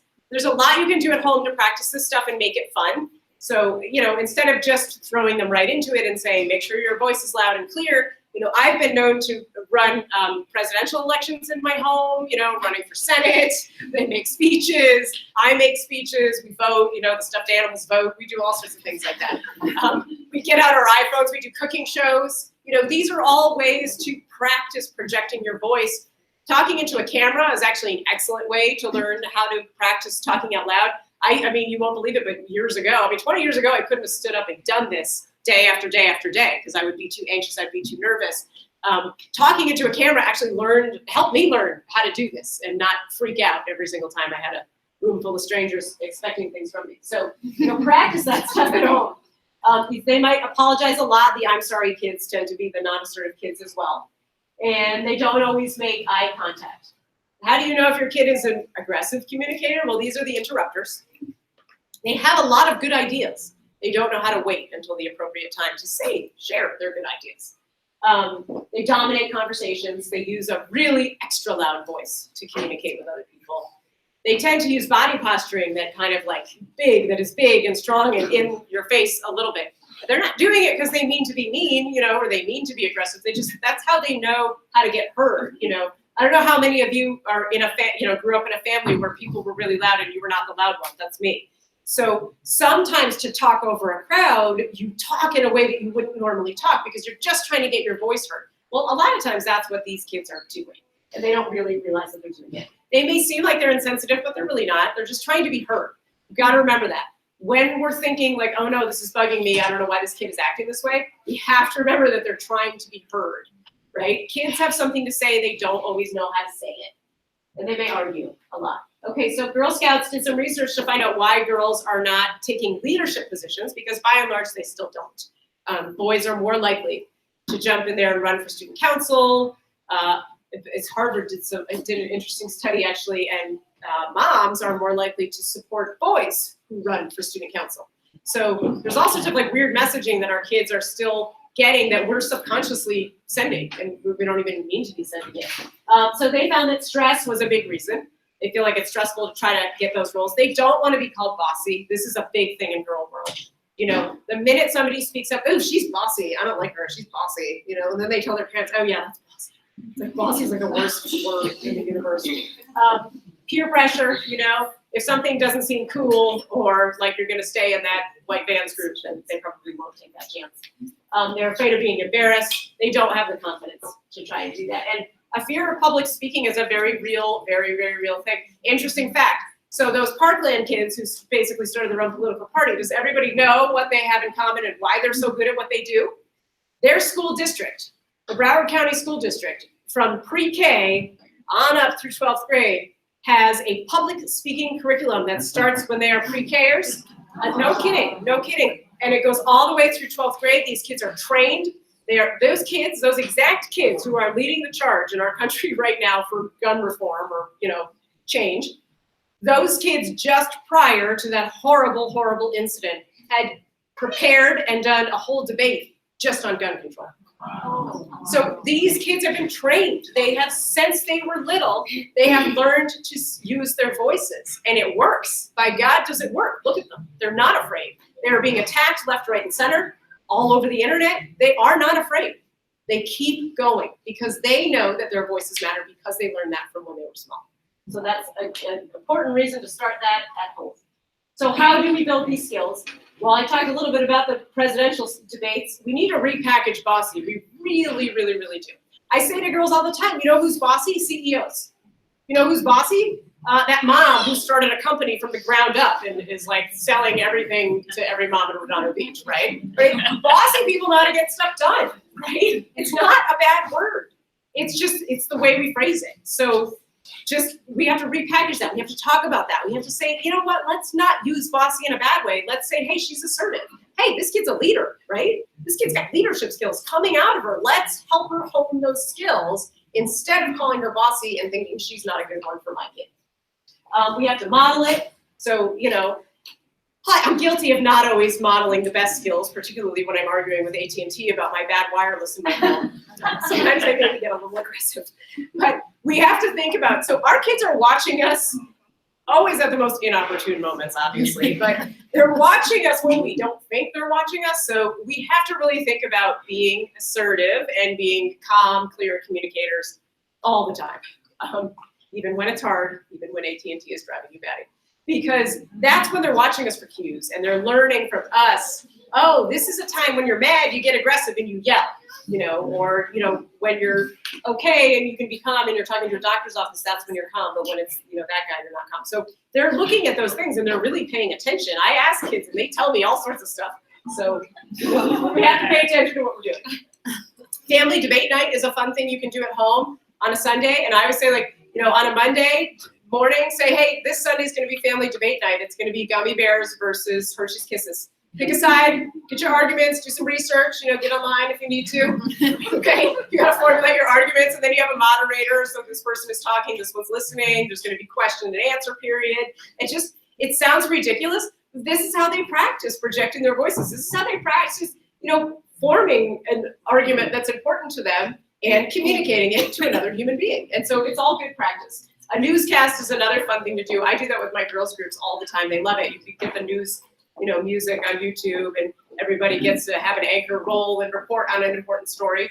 That's fun stuff that you can do. And persuasive arguments, you know, I'm famous for telling my kids, like, oh, we want this, we want that. I'm like, great, go make me a persuasive argument. Come back to me. I'm probably going to say no, but just go ahead and do it. I'm happy to hear what you have to say, even if I say no at the end of the argument. So, but it gives them a chance, right? Okay, I always say it is not our job to toughen up our girls. It's not. The world is already hard. They're going to encounter stuff. It's our job to just be there for them, right? And help them know that they can do it. So how do we grow leaders in this often confusing world that can sometimes be upsetting? Well, the first thing is we have to be compassionate. We have to stop saying, I survived it, you'll be fine. Because you know what? You didn't survive it. The world is different in 2018 than it was in 1993 or 1984 or 1975, okay? The world is different. It is. They are seeing school shootings on the news that feel like they're every day. They're not every day, but they feel like they're every day. They're hearing about it. They're doing lockdown drills. Babies are in their classrooms doing lockdown drills, learning how to hide, right? They're up against different stressors. You did not survive it. You survived a different thing, and that's great, but you didn't survive this. So that narrative has got to stop. We have to be compassionate with our children. We have to say, you know, I can understand because I remember that it was hard to be 11, but tell me why it's hard for you. Explain to me what's hard for you, okay? We can empathize with them. We can tap into our 11-year-old self and say, what was hard for me in 5th grade? You know, what did I struggle with in 5th grade? But we can't pretend to know exactly what they're going through and dismiss them because that's not fair. We have to be compassionate. We've got to talk about rational reactions to mistakes. So one thing that this hyper-competitive culture has created is a generation of failure avoiders. They're very afraid to fail. They're afraid that every little mistake they make is really a giant failure. So we have to talk about rational reactions. We have to talk about our own failures. I do this all the time. Before I wrote this book, now I'm a good writer. I can say that. I have confidence. I am a good writer. I'm a trained writer. I write a lot, okay? Before I wrote this book, I tried to sell another book. I have a wonderful agent in New York. She loved the book. Every single editor she sent it to said they loved the book, but they said it wouldn't sell because it was about infertility. I was rejected by 13 publishing houses. 13. I was like, wow, all right, maybe this isn't for me. But I gave myself 2 weeks to wallow. I got, cleared my head. I thought of this book one day while I was running, actually. It popped into my head, the idea for it. I went home, emailed my agent. She said, write me a proposal. I did. It went to auction. I had 5 houses bidding on it before I went to Penguin Random House. Talk about your failures because we survive from our failures. We rise from the ashes, we try again. Talk about it. That helps our kids. They want to know that we're not perfect because they put us on pedestals that, frankly, we don't deserve. I don't anyway. And they think that we're perfect and that we know it all. And it's important for them to know that we don't and that we make errors and that we have to try again. Talk about your friendship errors. I do this all the time when I'm frustrated with something. I hit the reset and I'll say out loud to my kids, you know what, I'm making a judgment that I shouldn't be making. Help me think about this logically. So talk about that stuff. We have to teach them how to talk back to their inner critics because they all have them. I talked about that a little bit already, but that's really important. Encourage leadership projects. Does anyone else have kids who like to have lemonade stands to save all the animals in the rainforest? Sometimes I really don't want to do a lemonade stand. I have to admit, I am a tired mom like the rest of you. These things are important because they're taking initiative. They're finding a cause that is near and dear to them. They're learning to help. They're learning to be helpers out in the world. They're thinking of a broader global view. So when they want to have the bake sale for charity or the lemonade stand for charity, put your husband in charge of it and really because it's important. So parents ask me all the time, what makes kids resilient? Are they born resilient? Do we make them resilient? How does this work? Turns out it's a combination of the two. We are all born with some resilience, some more than others. And then the experiences we have shape our ability to be resilient. What we know is that kids can come from terrible, terrible, terrible early life circumstances and be okay. And what makes them okay is the love and support they get when they get away from those terrible, terrible experiences. So kids can come from very abusive situations. They're put into loving foster care adoptive homes and get therapy and get support, and they survive. Are their lives perfect? None of our lives are perfect, but they're okay, right? They can recover from things. They are resilient, but they need that loving support. So that part in the middle, that's sort of the sweet spot. And so what do they need from us? They need unconditional love. They need us to support their goals. They need us to be real with them. They need us to be realistic with them. They are all not, my son is pretty sure that he's going to play for the Boston Celtics. I don't know, so we talk about our options just in case, right? I'm not I'm not one to dash anybody's dreams, but we also have to talk about, well, he went to the doctors for his checkup last year, and the doctor said, oh, good news. It looks like you're going to be about, 6'1", just like your dad. He burst into tears. I was hoping to be 6'6". Don't have a chance of that. That's not happening. Your mom's not that tall. So, but we support their goals, but we also help them think of other goals, So what is his second goal? Well, he really likes the way Mike Lupica writes sports novels for kids. So he's already working on his own sports novels for kids. He's working on a series just by himself that he scribbles out. And it's very sweet, but you have second goals, right? Okay, I find that kids today do not know how to solve problems. Part of that is because they're not out playing and solving problems. I tell a funny story about my daughter and one of her good friends. And one day we were at Rec Park in El Segundo, and everybody's playing around, their brothers were playing, and they came to, her mother and I were just chit-chatting, and they came over to us, they said, oh, we want to make a tree swing. And we were like, we don't have any things for making a tree swing, so I don't know how you're going to do that, but it sounds like a good idea, but we don't have the stuff. And they're like, well, we have this stuff, and we look over to what they're pointing at, and it was a reusable Trader Joe's grocery bag and a basketball and a jump rope. And we're like, all right, we kind of side-eyed each other. Sure, yeah, we'll see how this pans out. Didn't they pick the tallest tree that was hanging over concrete? Okay, to make this tree swing. It took them 45 minutes of failed attempts, but by God, did they make a tree swing out of a reusable Trader Joe's shopping bag, a basketball, and a jump rope. And they both went on it, and nobody fell and nobody got hurt. No. Thankfully. And so they did it, right? They solved the problem. They figured out how to do it. We didn't give them any advice because we really didn't have any.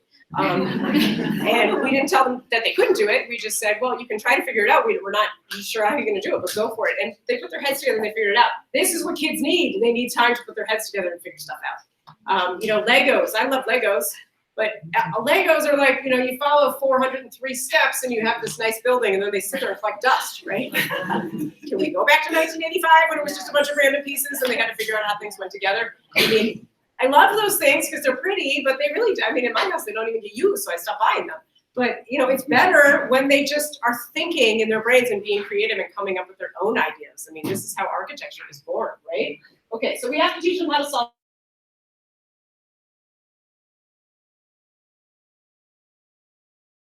problems. I can't do it. Teachers encounter this all the time with kids.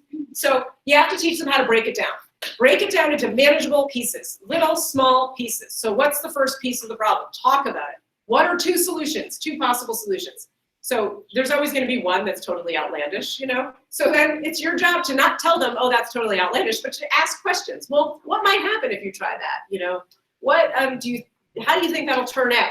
And really talk through things. We don't want to tell kids how to solve problems. We want to be sort of their guides. They're people who are there for them, spitting out a few questions and musings and wonderings while they figure it out, because they're not going to learn how to solve problems unless they start solving problems. So reflecting, listening, supporting, and then, going over it afterwards. And, we talked about that tree swing because we thought it was funny. So we're like, well, how did you figure it out? And they said, oh, well, we realized it had to go through both loops, and one time it only went through one loop. And so they kind of talked out all the errors they made to get to the point where they got the thing hanging from the tree. And they realized they had to have one person on the limb supporting it just in case. So, but if you give kids those opportunities and sort of those skills, they will learn how to do it. We have to teach social responsibility to our kids. They are using technology. It's not going away. All the time there are these debates, especially in the El Segundo parents page, but my kid's never getting a cell phone. They have, let me tell you about a story before I go, about a girl whose mother was she's never getting a cell phone. Well, weren't her friends kind enough to give her Instagram and Snapchat accounts on their phone that she could use at school, where she got herself into a bit of trouble with some boys. So these things happen, okay? They're going to figure, it's like I was not allowed to have video games, but my best friend had Atari, so great, I got to play Atari, and then my other friend had Nintendo when that came out, so I went over there for Nintendo. Kids have workarounds. The problem is Super Mario Brothers wasn't really that bad, right? It wasn't really that bad or dangerous to come out of it. Well, now you got kids using technology without any information. You got to teach them. Stop trying to avoid it. Teach them. Talk about it long before you purchase the phone, so that when they get it, it's not a mystery. There's nothing even really that exciting about it, and they don't really care, and they know how to do it, okay? So we have to talk about that. I teach kids all the time to use the 3-minute rule. And kids will come to me. I had this high schooler for years, and she's like, I know what you're gonna say. It's just that I really want my things to get retweeted, and I get fixated on it. I know you're gonna tell me that I shouldn't, and blah blah blah. So we started the 3-minute rule. This was years ago, before Instagram was a thing, and she was in high school. And said, you know what? Let's do this. You and I will do it together. We'll try it. So craft the thing that you want to say that you think is so funny and interesting. Turn off your phone, right? Don't hit send. Just turn off your phone. Set a timer for 3 minutes. And then go back in 3 minutes and reread it. And if you really think that it's so funny and so interesting that the whole world needs to see it, go ahead and hit send. But if you think twice about it and you think, that's not that great, delete it and try again. She started doing it. 2 weeks later, she comes tearing into my office. Kate, you're not going to believe it. We're all doing the 3-minute rule and it's working. So kids, when you give them skills, they learn how to do things. There was a school over in Brentwood, a private school. Some kids were tired of the Instagram nonsense, the bad things, the stuff behind the skins, right? The contests and all that jazz. They were sick of seeing it. They were sick of their friends tearing each other apart. 2 8th graders, they went to the principal and said, can we start like a kindness Instagram account for our school where people like submit us pictures of good stuff happening and we share it? And the principal said, well, I'm gonna have to oversee it because it's our school, so it's my, I have to be in charge, but I think it's a great idea. Well, don't you know, within 6 weeks, that thing was flooded with people wanting to be on the kindness account. The bad stuff decreased. Everybody wanted to be seen on the kindness account and wanted to nominate their friends and wanted to share the good things that were happening. It shifted the whole culture of the school in 6 weeks. So when we teach kids how to be change agents, how to come forward to their directors, to their teachers and say, hey, I have a really good idea. Another school on the East Coast, these 2 5th graders said, wouldn't it be great if there was someone who like greeted all the kids every day outside, like other kids, and we did like high fives on the way into school? The principal said, yeah, you know what, that does sound great. They made a rotating schedule of 5th graders who could be the high fivers to the little kids coming in. Smiles. Kids went from dragging their feet to smiles, getting high fives from the big kids. Shifts the culture. Ideas from kids. Kids have really good ideas. It's up to us to support them and to say, you know what, yes, that's a good idea. How can I support you in making this idea happen? And again, I find that principals, educators, teachers, they want this stuff. They want kids to be making positive changes in their school. So, don't run scared that there's not time. I ask kids all the time, how are you going to be a kindness warrior? I've assembled an army from coast to coast of kids who want to be kindness warriors. I was doing an assembly for some kids in New Jersey. I talked to about 300 kids in 3 hours one day.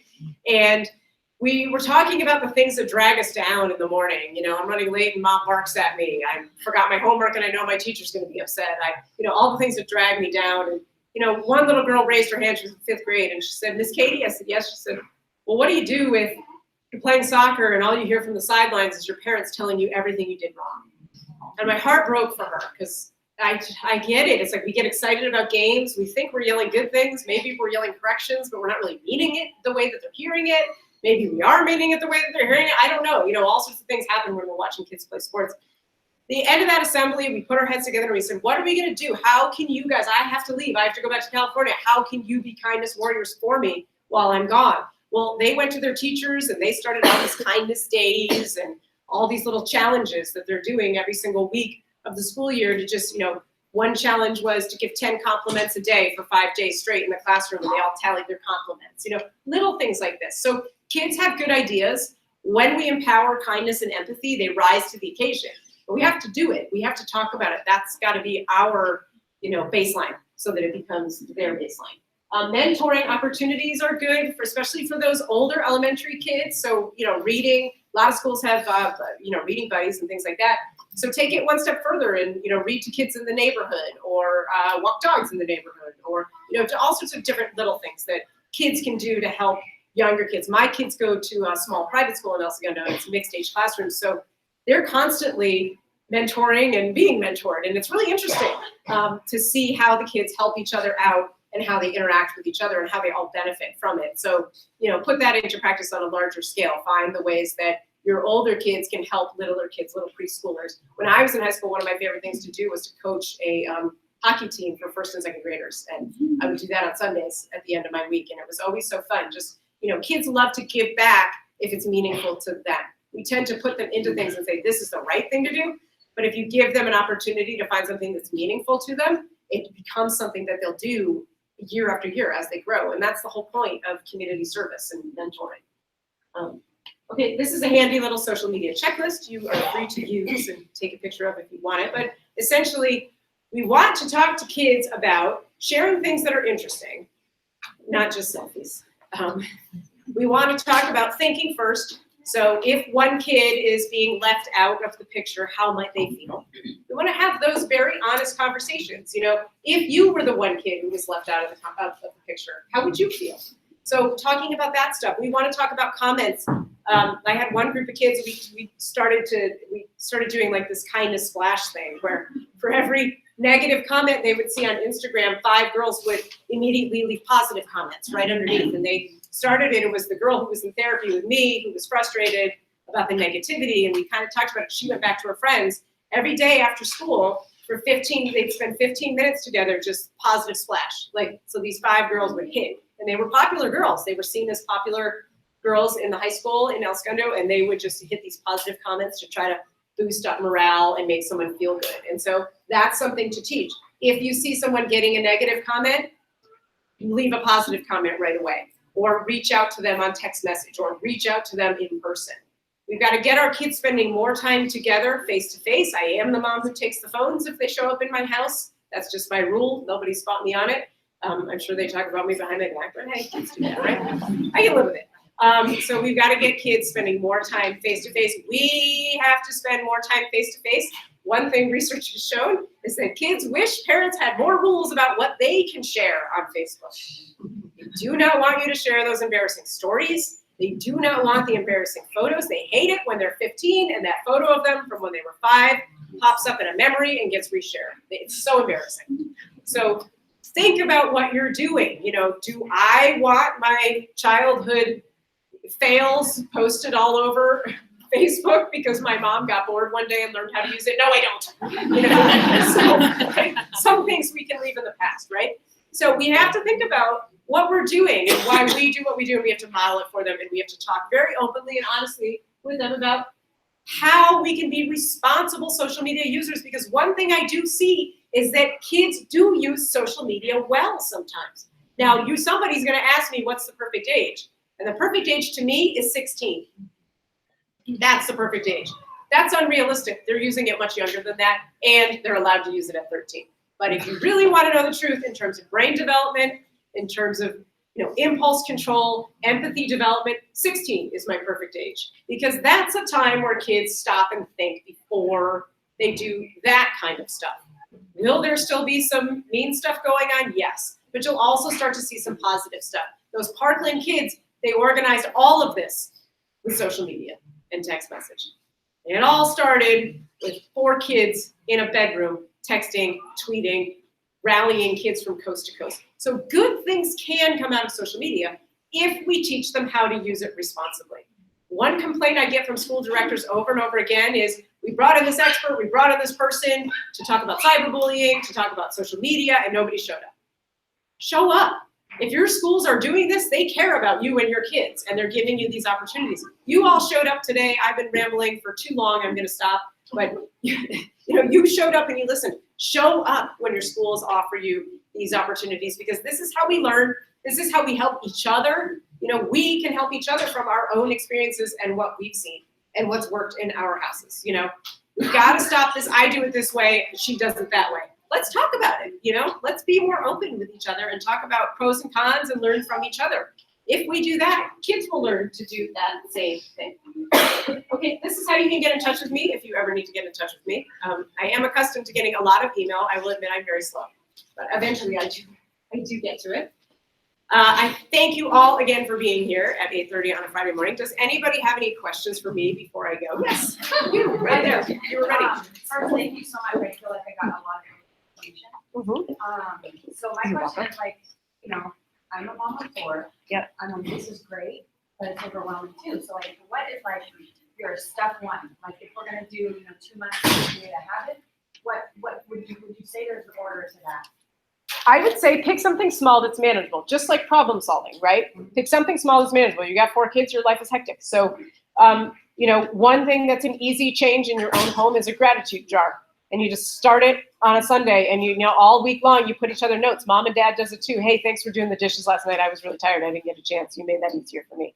Thanks for stopping at the grocery store on your way home from work. I really appreciate that. I didn't have to drag 4 kids to the market today.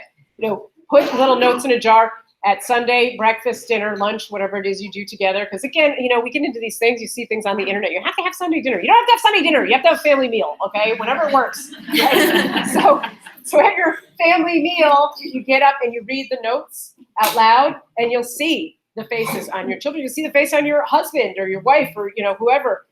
When we stop to care about each other and we stop to write those notes, we think about how much we appreciate each other. Our kids think about how much they appreciate each other. That bleeds out into the community when they go to school. So that's a simple first step thing you can do at home that will make a difference.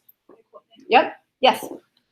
I can relate to that first story that you told about Uh-huh. We're kind of going through that right now. What do you do as far as the other parents? Like, do you notify them? Do you not? Notify the kids that they're not being kind. Notify the other parents? Like, you talk to the other parents about this one that's not being. Well, that's okay. It's tricky. I'm going to tell you the best answer is no. If it's happening at school, you notify the school. And here's why. Nobody wants to pick up the phone to hear that their kid is being or repeatedly unkind. And so what you might get is a lot of pushback. I didn't mention it earlier. One thing that's been happening a lot, the new thing that parents do is they have these coffee dates with the mean girl and the victim and the families. Like they get, okay, the kids, they don't like this. This is not working. Please don't do this. No coffee dates, all right? First of all, it's not fair to the victim to make them face off against their aggressor. Second of all, it's not fair to the aggressor to make them sit there and they start worrying, they start trying to fight around. So I would say no, go through the school, especially if it's happening a lot at recess. Like for that kid that I took the story about, it's happening a lot at school. So we went through the school. But, you know, the thing is you want to help your child. So, I mean, our instinct is to make it stop. We can't control it. We can't necessarily make it stop. What we can do is draw a friendship map and say, hey, all right, those are your school friends. You're having a hard time with them. Here's your friends at church or temple. Here's your friends at soccer or volleyball. Here's your friends at Girl Scouts. Here's your friends at Girls on the Run. Let's talk about all the other girls in your life who are great. Let's build those relationships, make those stronger, spend more time outside of school and activities on those, and that builds them up and reminds them that they're good people to know. Yes, sir.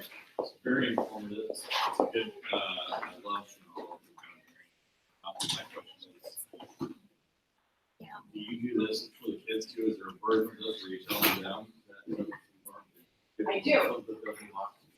I do. I do some school assemblies, and it just depends on the school. You know, a lot of schools like me come in and do parent ed mornings or nights, but I also do some school assemblies where we talk about this stuff. I put up some of the slides and some of the skills, and we practice, and we do little role plays and stuff, and just to help them look at practice. Yes.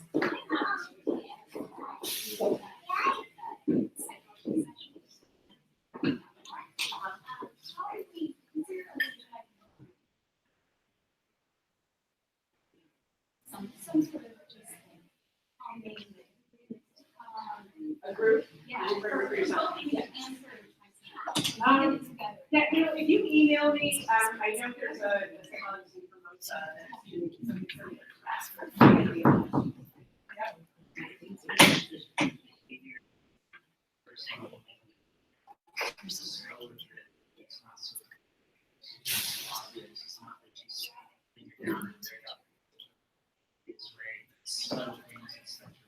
Right. How do you say building confidence to that? How do you also Well, you know, so one thing is building confidence and assertiveness is what really helps girls sort of send that stuff off. When their self-confidence is low and they don't have certain skills, what they do is they internalize this person doesn't like me or I did something wrong. They start fixating on what am I doing wrong that she's doing these strange little things to me.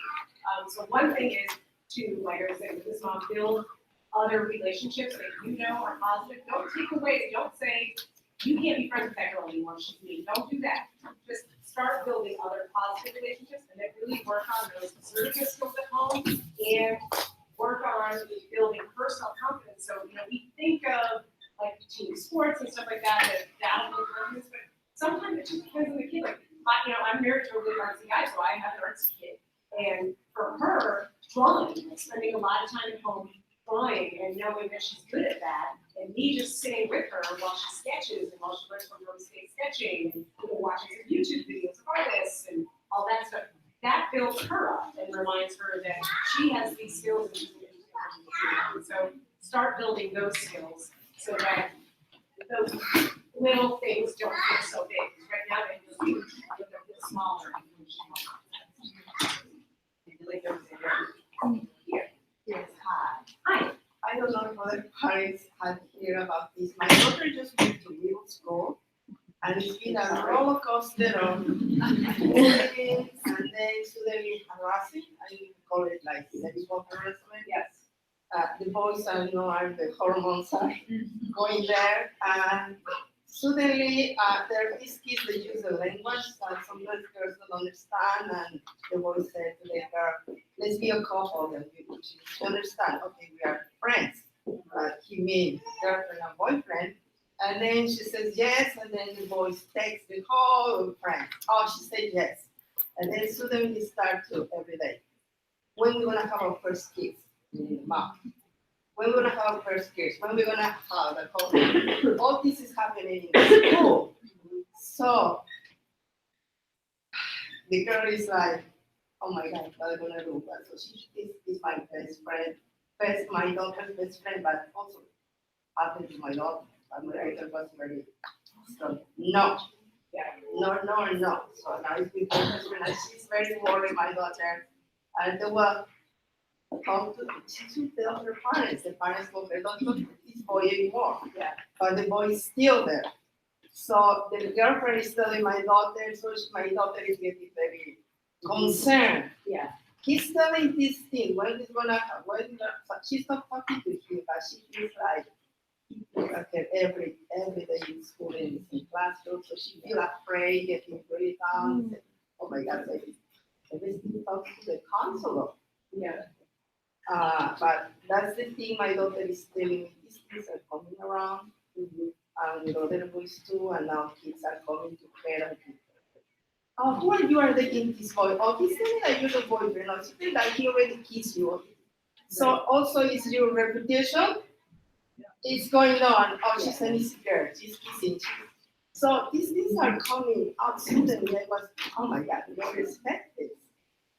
This stuff is happening at every middle school. Yeah, but that's scary. I miss. Yeah, the girls is feeling like Middle school is hard. It's really, really hard. It's a really hard age range. And years ago, we bumped 6th graders to middle school, and I personally think that was a mistake. There's a big difference between a 6th grader and an 8th grader. There's a lot of stuff happening that just, you can't totally, the schools are trying.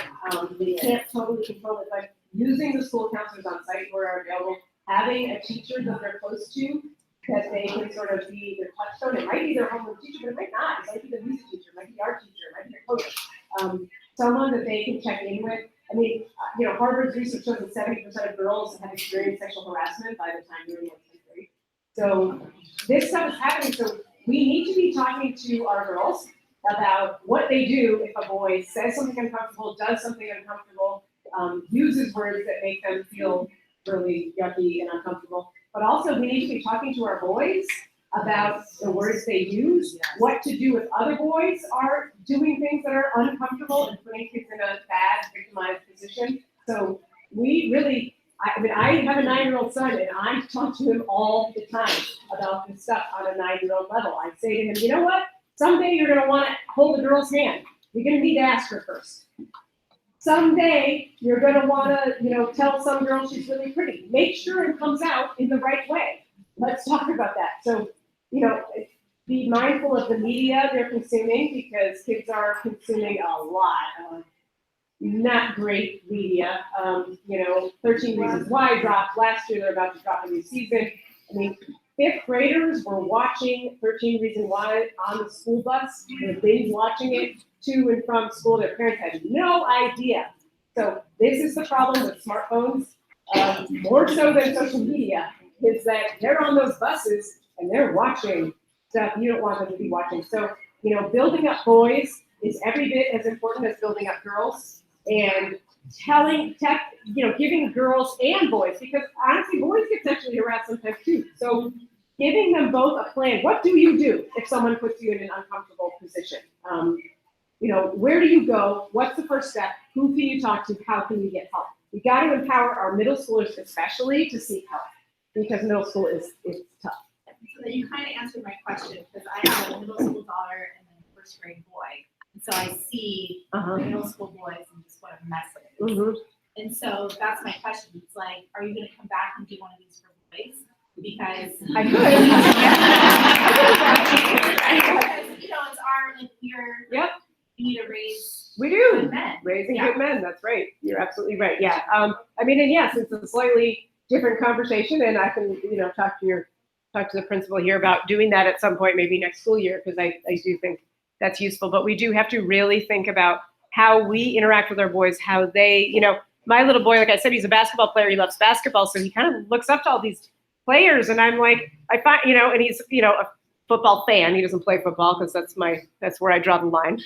You only get one brain, but he looks up to these players, and he knows everything about them. He knows all their stats. He knows their hometowns. He knows where they went to college and high school. But I'm like, I find myself now saying, like, Rob Gronkowski made some really poor choices the other night. So we're going to talk about why we wouldn't do this, and why his name is in the news right now, and talking about, like, breaking this stuff apart for them. And if they're watching, there's some great media for kids to watch.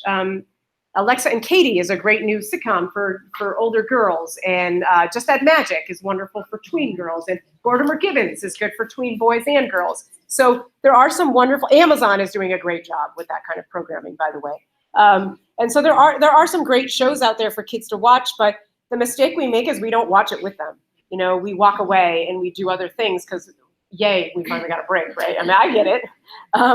But we need to sit with them, and we need to interact with them, and we need to answer their questions, and we need to ask questions. And, hey, did you ever notice this stuff? Hey, have you ever heard a boy talk like that in your school? And, what happens if a boy talks like that in your school? So, because we got to build them up and let them know that we get it and we know what's happening and they can come to us. Yes?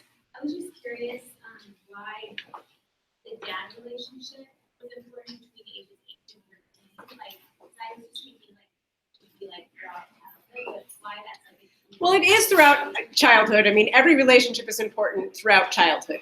But between those ages for girls, they are really testing out relationships, and they're learning about trust. And, by the time they hit 13, that's when girls and boys are starting to look at each other differently and sort of question things. And having that really solid, positive relationship with a dad, or if there's not a dad, it could be an uncle. It could be a grandfather. It could be a good friend. I mean, whoever is that sort of male touchstone in their lives. I mean, my husband travels a lot, and my brother fills in when he's gone. He fills the space and comes in and does stuff with the kids. So, having that positive relationship, just so that they can see what a trusting, loving relationship feels like and what it needs. I mean, it's really just a time where dads can kind of come in and build up that self-confidence. And it's also a time where moms are putting out a lot of fires. So they're coming to moms. Research shows that girls do, by and large, go to their moms with these problems first. So moms are sort of putting out the fires and dealing with the problems, but dads can come in and deal with the other end of it, which is building up the self-confidence, while mom is, helping establish new friendships and make sure those friendships are positive, and making sure that, girls are involved in things that make them feel good about themselves and all that stuff. Yes. You mentioned a few shows. Is there any way you could follow those? That's the biggest challenge, is trying to find something they can watch. Yeah. that is educational and can teach some of these values that we're talking about. Right. Yeah. Will you just email me, because I'm gonna forget. I can promise I'll Also, forget, but if go you to email me. Common Sense Media. So Yeah. anything my kids want to watch, I go to Common Sense Media. They want that Liz and Maddie nonsense. No. Which I can't take. Hard no. I was like, they're talking about it. I caught it on TV. I go into Common Sense Media, and Common Sense will tell you what parents need to know. Oh, that there's just girls acting silly and not acting smart and acting Not being whatever. assertive. I Yeah. I shut down that. Right. Is that a website? or Common an Sense app? Media is a website. Okay. Yeah, they probably have an app too. Yeah. Thank you. Okay. .org. It's an absolutely great nonprofit that's their whole thing. It's just, clarifying what's what. They also do a lot of great research, but yes. Oh, quick question, regarding like the building the self-esteem. Would you say that the ideas that you gave us are good for both boys and girls? Yes. Or is it, okay? Yes. And the science as well? Yeah. Like science and self-esteem, is it Yes, a process? yes, Okay. that does crossover. Well, Yep. I know. With boys, sometimes what happens with boys is they get a little more frustrated, so you'll see their frustration tolerance start to really shrink. So when they're low on self-esteem, you might see them sort of almost beating themselves up a little bit, you know, like, oh, I can't believe I did that. They're more likely to do that, like, oh, I stink at this, like verbalize that kind of stuff where girls kind of shrink silently a little bit. I have a couple of friends who really wanted to be here today, and I was trying to see if there's another school you're gonna be at nearby. No, but soon. it's on Facebook Live. Great. It's on Facebook Live. But if that's long, I think you can see it. They can- Let's see, so. I can save it. Yeah, you can I save sent it. it, I'll publish Yeah. it on Facebook. I don't right now have seminars for adults, I just kind of talk at different schools. But Yeah, I feel like I can use some stuff. right, Very interesting, very. I, yeah, I And now that we might, work to kind of deal with bullying and all that stuff. right. So I can use a little bit of it for myself, but I was wondering if you were more into adultish side. You're not the first person to ask that. I mean, there was a group in Westchester, moms who wanted to put together a thing, and it's just, you know, part of it is just my scheduling is haywire right now. So you're there and Maybe everywhere. in the I'm working on it. It's a work I in will tell you, progress. though, if you haven't read Morning Girls, go buy it. Yes. And when I read it, I've read it and then I've gone back and referenced. But as I read it, I did think about like, Using for yourself. yeah. I mean, I'm 46 years old and I can have sat in meetings, people have called me bossy. I'm like, you're not calling him bossy, Right. right? Or I literally, you'll see. I mean, I will, when this one walks in and I'm Please, like, hi. I will stand there like, sometimes now you know. When I'm doing this business, I'm just trying to psych myself up.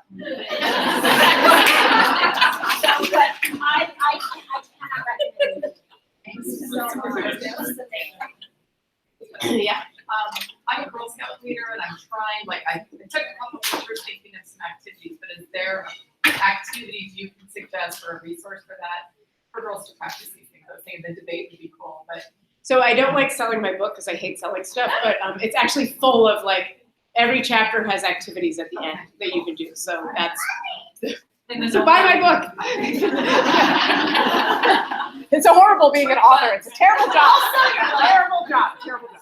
So the group that you form with your girls. Yeah. Is that something you?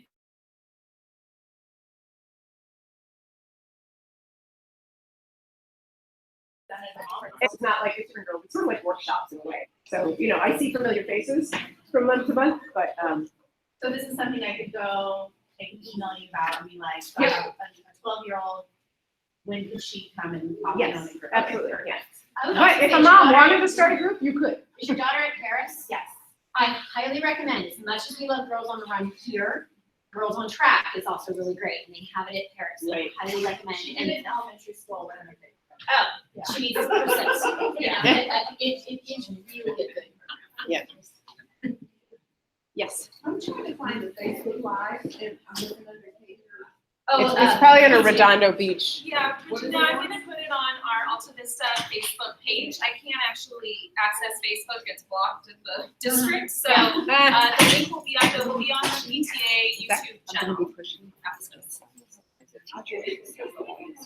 Oh, yeah, sure. She lives here. Thank you so much. Thank you so much for coming. Yep. Oh, good. I'm glad you Laura, wait. You too? So I know about a lot of people were 10:30. Please help me thank Katie for.